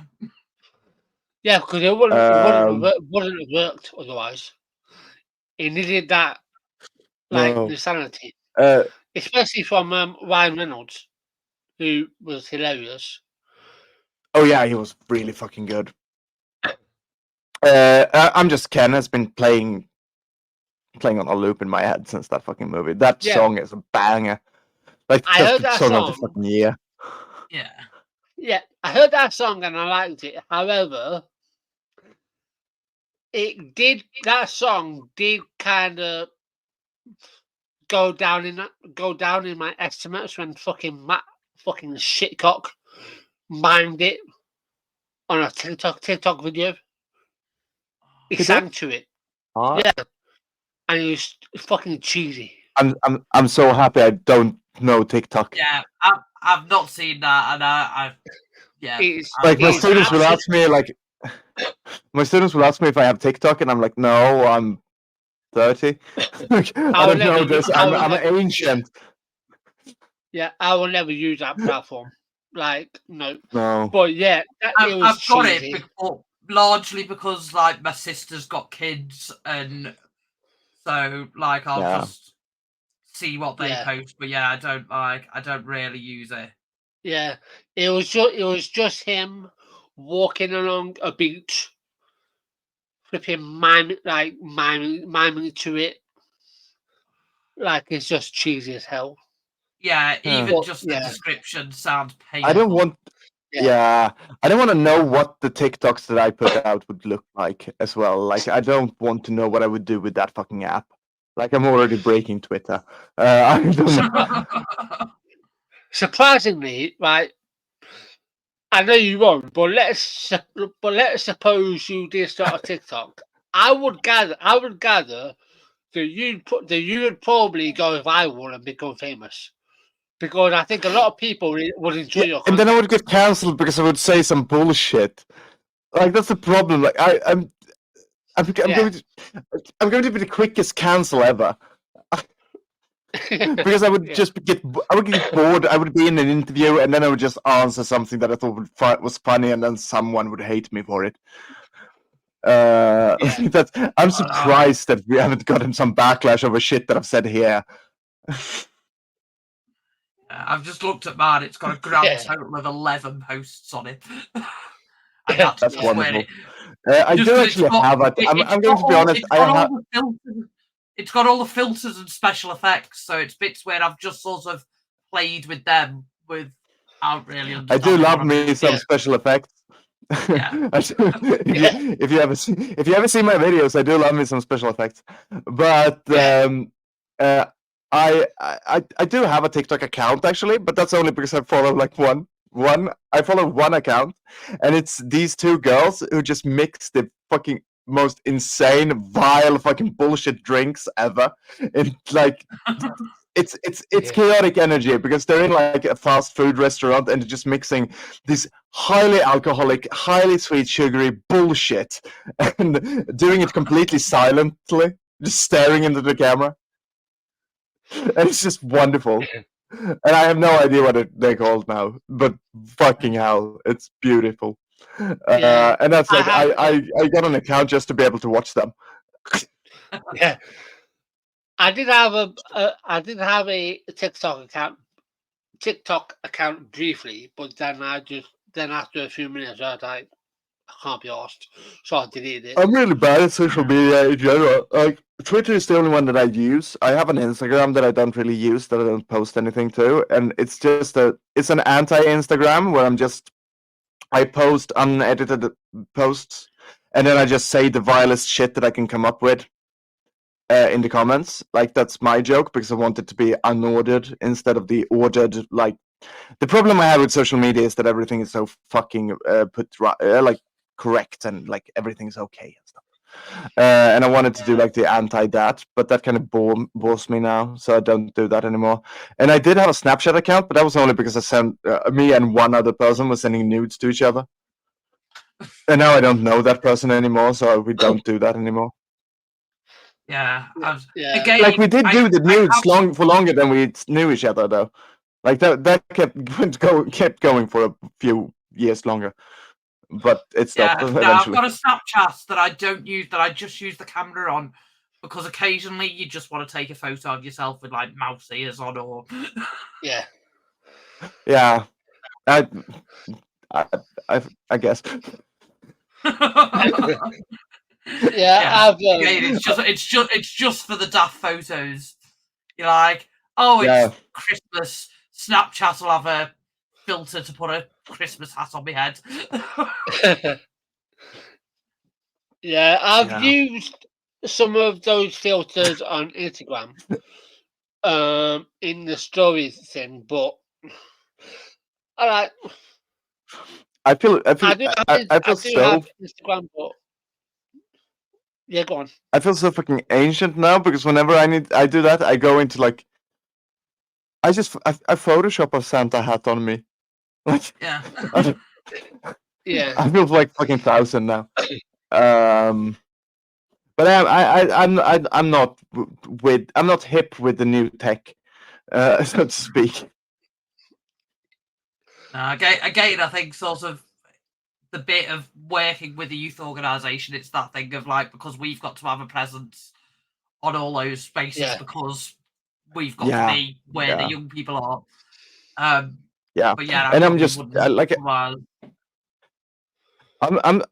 it's so funny because I am a funny teacher and stuff. Like I am funny. I'm a funny person, and I speak like in general. It's a bit more censored, but not a lot more censored than I am here. I do swear. I do like throw shit. I am my general chaotic self because that's how I am, and I can't put a leash on myself unless it's for fun stuff. But so I have this like kids trying to do like funny Snapchat with me, not Snapchat, like funny TikToks with me, and every time I'm never more of a Grinch. I'm like, no, I'm not going to do this. I'm like, oh, but you just have to wave. Like, no, never. Yeah, I'm not. Yeah, like I had my nibbling trying to teach me to do a TikTok dance with them, and it was like, this is. I mean, they still posted it. I don't like to be the joke. It was just me looking really confused. Yeah. Oh, that would be me. Yeah, but I wouldn't even get off my arse. Get off my arse to do that. I'd be like, no. Someone else. That's the only video they have like of me is me sitting in a chair being grumpy while they dance around me. Like I could agree to that one at least. I mean, even that could go viral, because it'll just be funny. Like seeing a teacher just sit there and be grumpy while everyone else is having fun.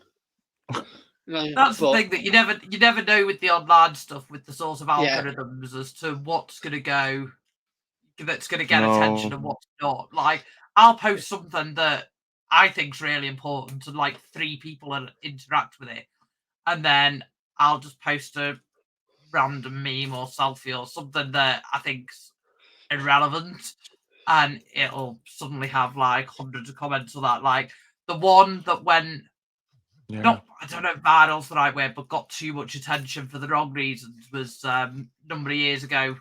I posted there was a big protest down in Dover that was all the far right idiots who were doing the. Oh yeah, I think you talked about this last time. Yeah, and it was like, yeah, and I just made like one comment that it was a throw, like there was just solidarity with people standing against racism, and then woke up the next day and it was like, all right, I've got 100 death threats and photos of decapitated bodies and and awful stuff. But you're like, it was one of 20 things that I posted that day, and it wasn't particularly antagonistic, didn't have anyone tagged in it, and it's that same thing of like, you don't know what thing's gonna suddenly hit the algorithm. Yeah, I didn't expect the fucking J.K. Rowling bullshit to be what hit it, because I've been quote tweeting her a lot, and I always kind of imply that she should die. Like, I don't outright say it, but like, but like, so I didn't expect that one to be the one that like hit off. Same with like, I didn't expect Glyn. I didn't expect my fucking old account to be deleted because Glyn got pissed off at a Hello Kitty meme. Yeah. I mean, I generally just don't directly engage with the Twitter transphobes. Like, I'm not going to change the mind, and they're not. Oh no, I'm not looking to change any minds. I'm not looking to change hearts and minds. I'm looking to kick their like face in. I'm looking to make them feel bad about themselves, and they do. Yeah. Like I know they do. I know I get to them. There was one person who was like, "I'll do is if there's if in these sorts of Twitter transphobe circles that they're spreading a lot of misinformation about something, I won't directly respond to any of them, but then I'll just share a factual resource that sort of debunks the nonsense that they're posting, but I won't directly engage with them because I don't see that as and like useful. If you. And I do not think, like, if you are a trans or like a queer person, or if you are like, if you are a part of a minority that might feel a bit bad about seeing a bunch of transphobes and shitheads, even if it is, and feel bad about it making light of that shit, absolutely do not follow my accounts. Like, just don't. Yeah. That will make no one feel good about it. Like, because I absolutely do engage with them, and I engage with them in a way that is like not. It's not productive. It's a destructive way. Because that's what I do. That's the one thing that I'm good at, and I'm really fucking good at it. Like, I know that I make them feel bad, and that makes me feel glad. Yeah. Because it's not a discussion to me. No, it never is a discussion with them to begin with anyway, because they just wanted to revert back to fucking childlike behaviour, acting like an immature 5-year-old, spitting their dummy out. And I can absolutely be an immature 5-year-old. We all can have done it then. But I do know absolutely how to get under the skin, because like I'm good at that. And I remember there was one person who was like, you're going to have to dig really deep in order to get to my emotions. And then I just said, because she referenced the kids or something in that message as well, and I just said, whatever they call the spawn of your creature, of whatever creature you belong to, or whatever, something like that. And she she flipped a fucking lid. Do not bring my kids into this. Like, yeah, I had to dig real fucking deep there, didn't I? And then she started like arguing from a point of like, this is not good form. It's not like, bitch, do you think I want this to be fun for you? I want you to feel bad. Like, I'm a bad person. Don't you get this? I think it is like, obviously, I come from a position where I have a professional role and need to remain reasonably professional. I don't. On there, which is, so that it's a different perspective. But I have, like, say, we go back to that huge same point of like that respectability politics. It's like, well, no, you can't attack people and then expect them to politely go, oh, can you please stop attacking us?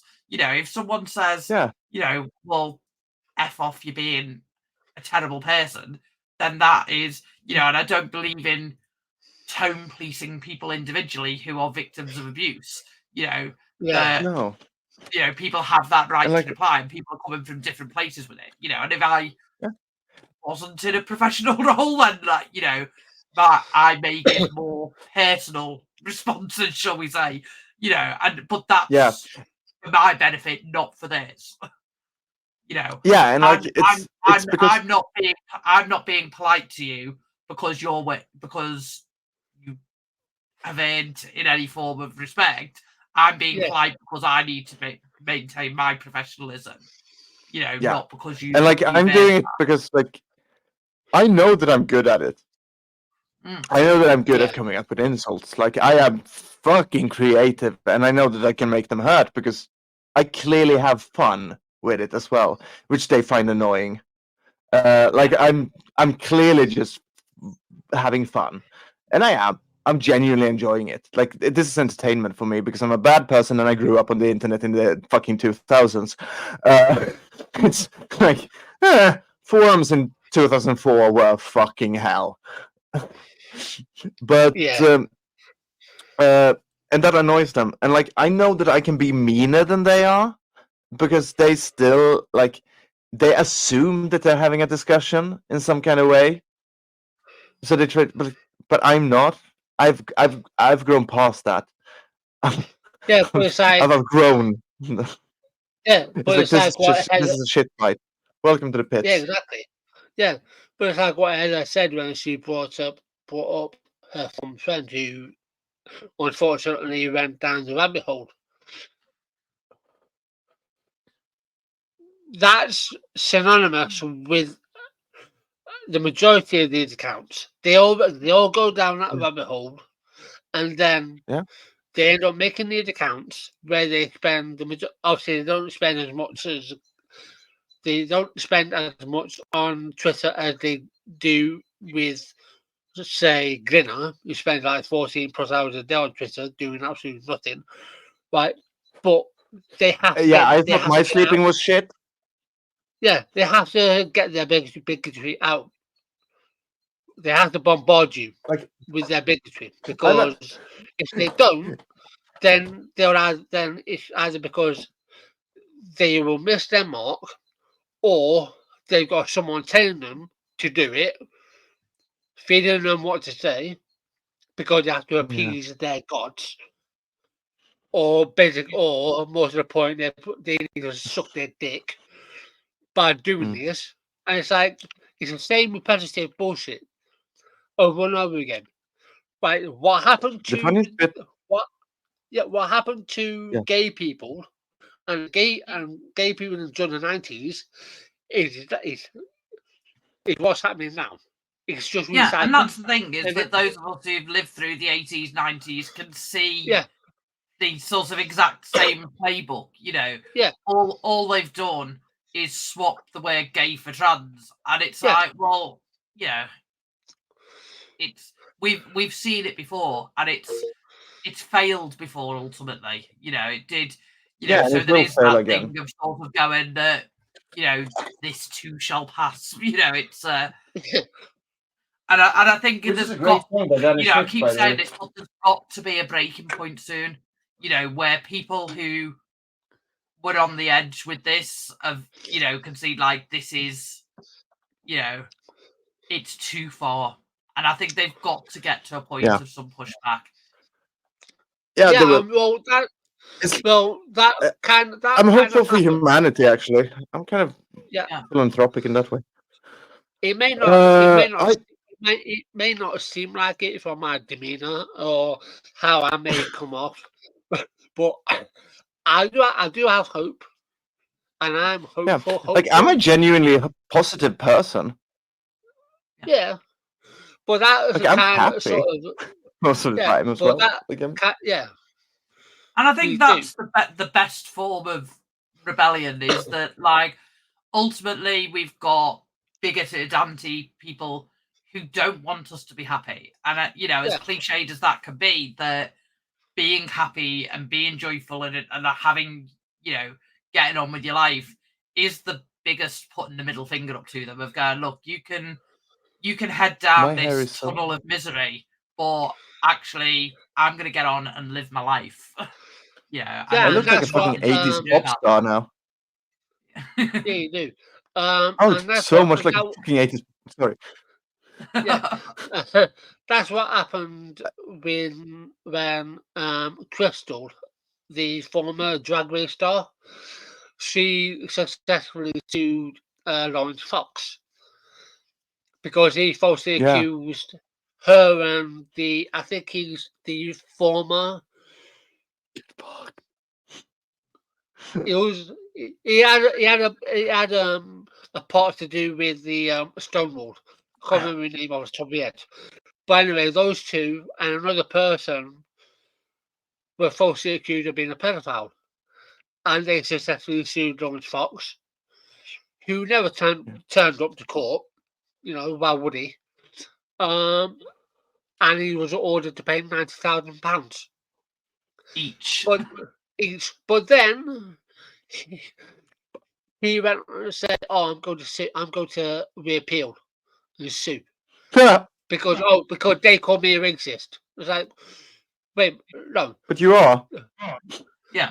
Whether they did or didn't, I think if using falsely calling them a pedophile bears more damage than calling you a racist. Which let's not forget, which he is, because I've heard him on Twitter and I've heard him when he's appeared on GB News, utter racist bigotry.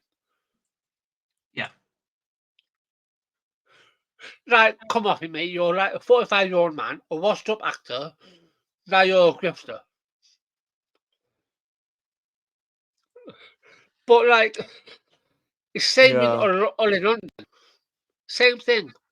Right wing, trying to claim he's a trans woman or trans. He never had surgeries. But the same old thing. But that's positive in itself. Claim he was I don't know, like, there seem to be people that this somehow is a way to keep them relevant, to keep them in the public eye. And I don't I wouldn't want to be relevant and in the public eye for being like the worst version of myself. Yeah. But then I kind of am. I just realized I am kind of playing the worst version of myself, but like I'm doing it with style, and for a good cause, I think, or something. Am I just lying to myself? Am I having an existential crisis on air? What the fuck is going on? Yeah, but that's also the funniest shit. Like when they try to do this whole respectability politics bullshit, and they're like, "Oh, and you're trying to claim that you are the good guy." Like, when have I claimed to be a good guy? I actively call myself a bad person just for shit like this. Like it's fun because it makes you kind of bulletproof in a sense. Yeah. Like they don't have it. Like, no, I'm a bad person. I agree. Let's go on.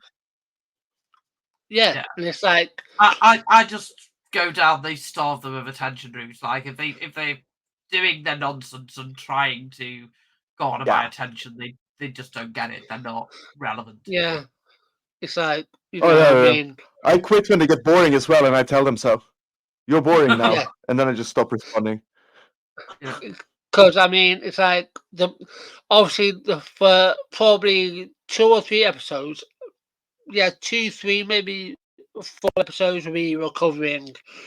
We covered Graham and Han, we covered RT, we covered Helen Stanley and Helen Joyce.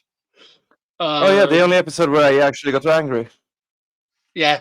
And then we got back to our normal episodes where the last one we obviously covered Crystal, which was a positive because, it was a win.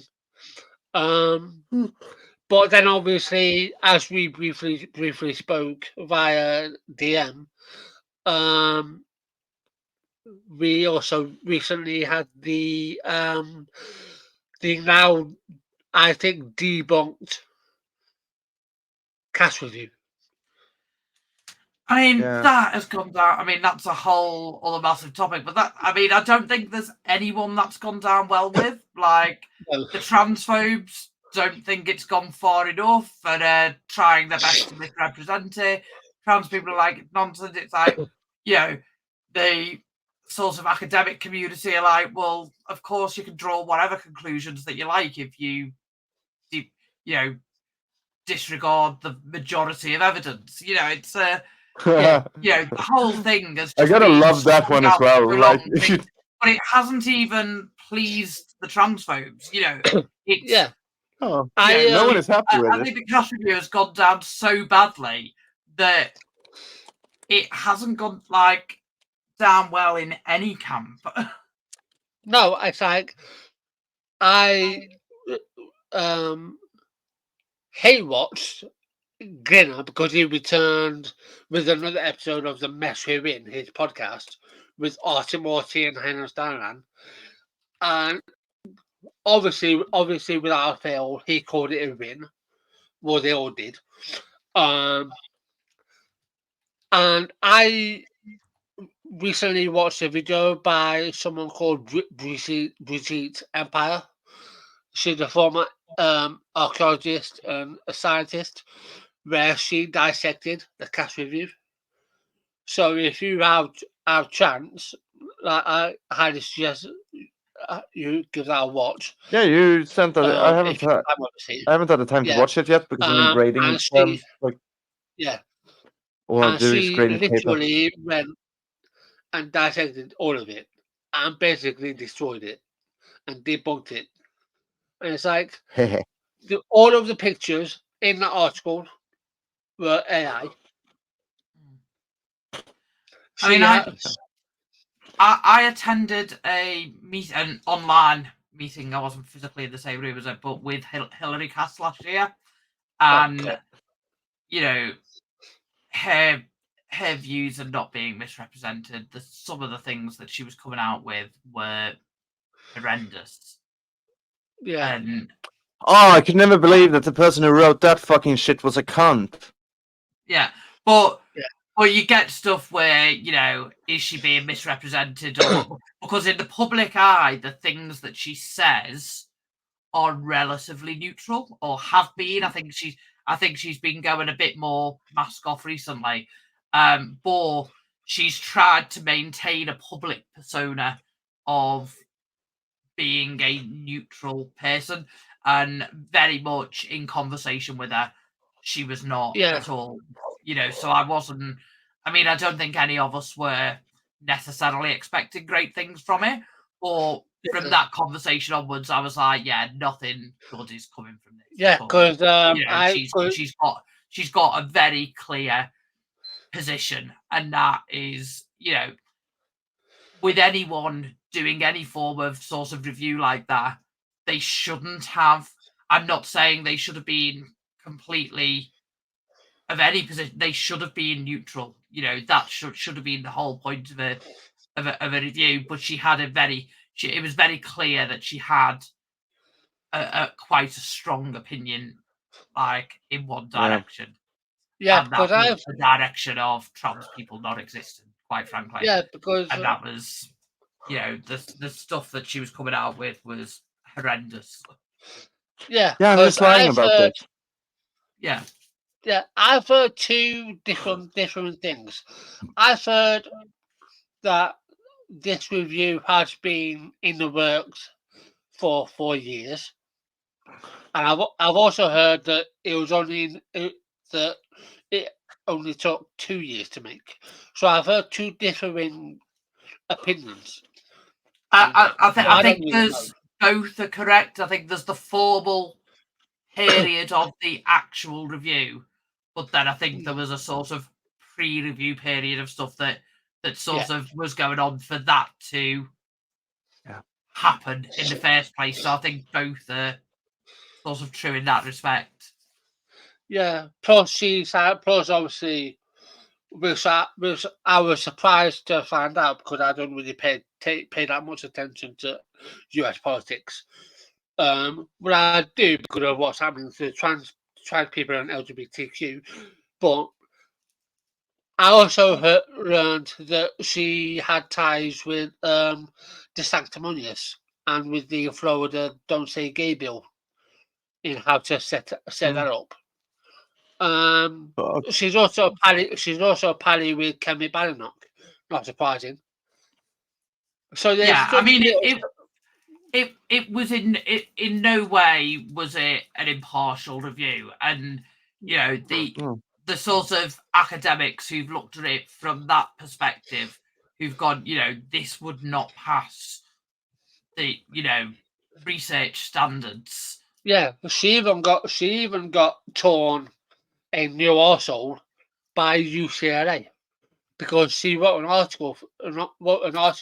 Whether it was for, I don't know if it was for DeSantis and the Florida Don't Say Gay bill or what, but basically the university looked at it and said, basically, I'm using my own flair.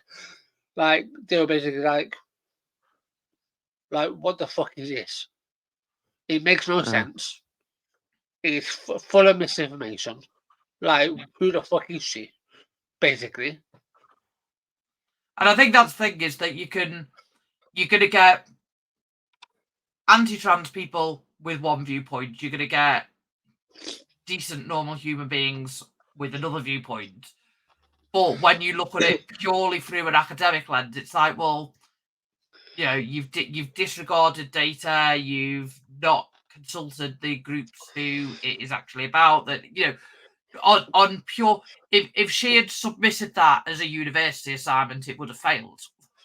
Oh yeah, that's what Brigitte said in her interview. In a video. It's like so easy to not fail that. Just follow a fucking Jesus fucking Christ. Yeah. Just be a real fucking person. I'm going to need to pop off and go to bed. I probably did say we did the same last time. I was like, oh, I'll just be like a half-hour chat and then 2 hours a bit. Yeah, but it's good. It's a good sign, and I'd love to talk to you more. It's just I actually slept through the entirety of yesterday. Yeah. All day. Yeah. I fell asleep on Saturday and woke up this morning, and I'm still I think I'm recovering from. I'm in an amphetamine-free month now, so I think that's my body recovering, and it's really fucking tired all of a sudden. Yeah, our first episode was over 3 hours long. Yes. Yeah. So that one I actually accidentally smoked.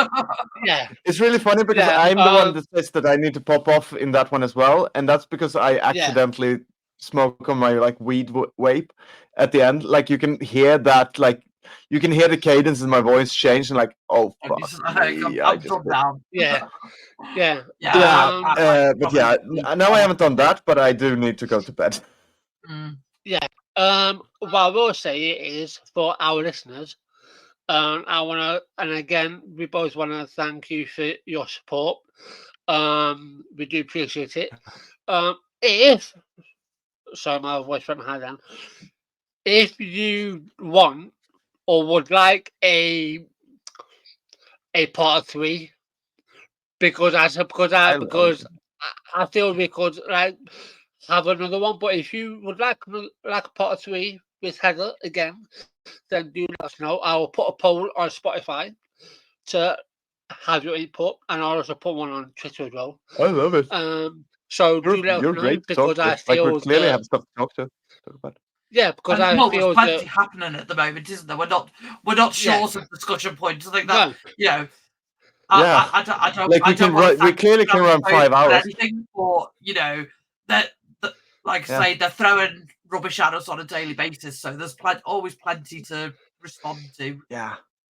Yeah, and as you can clearly see, we can clearly talk. We don't have problems our conversations, flowing. So it was really funny because last time my boyfriend was like, "You cannot do 3.5 hour episodes." Like he was just shocked at the length when he saw it, and then like, actually it worked. It worked fine. It was a good episode. Like, yeah. So our average is around an hour, maybe 2 at a push. So we can clearly talk.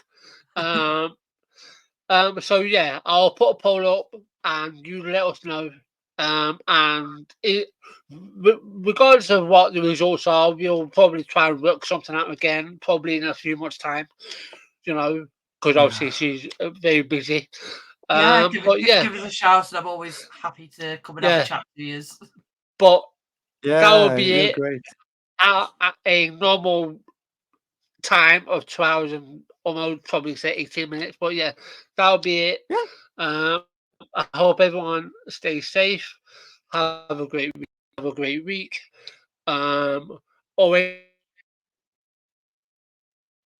make sure that if you're online, keep your sanity. Make sure you're safe. And until our next episode, stay safe. Bye, everyone. Bye. Bye.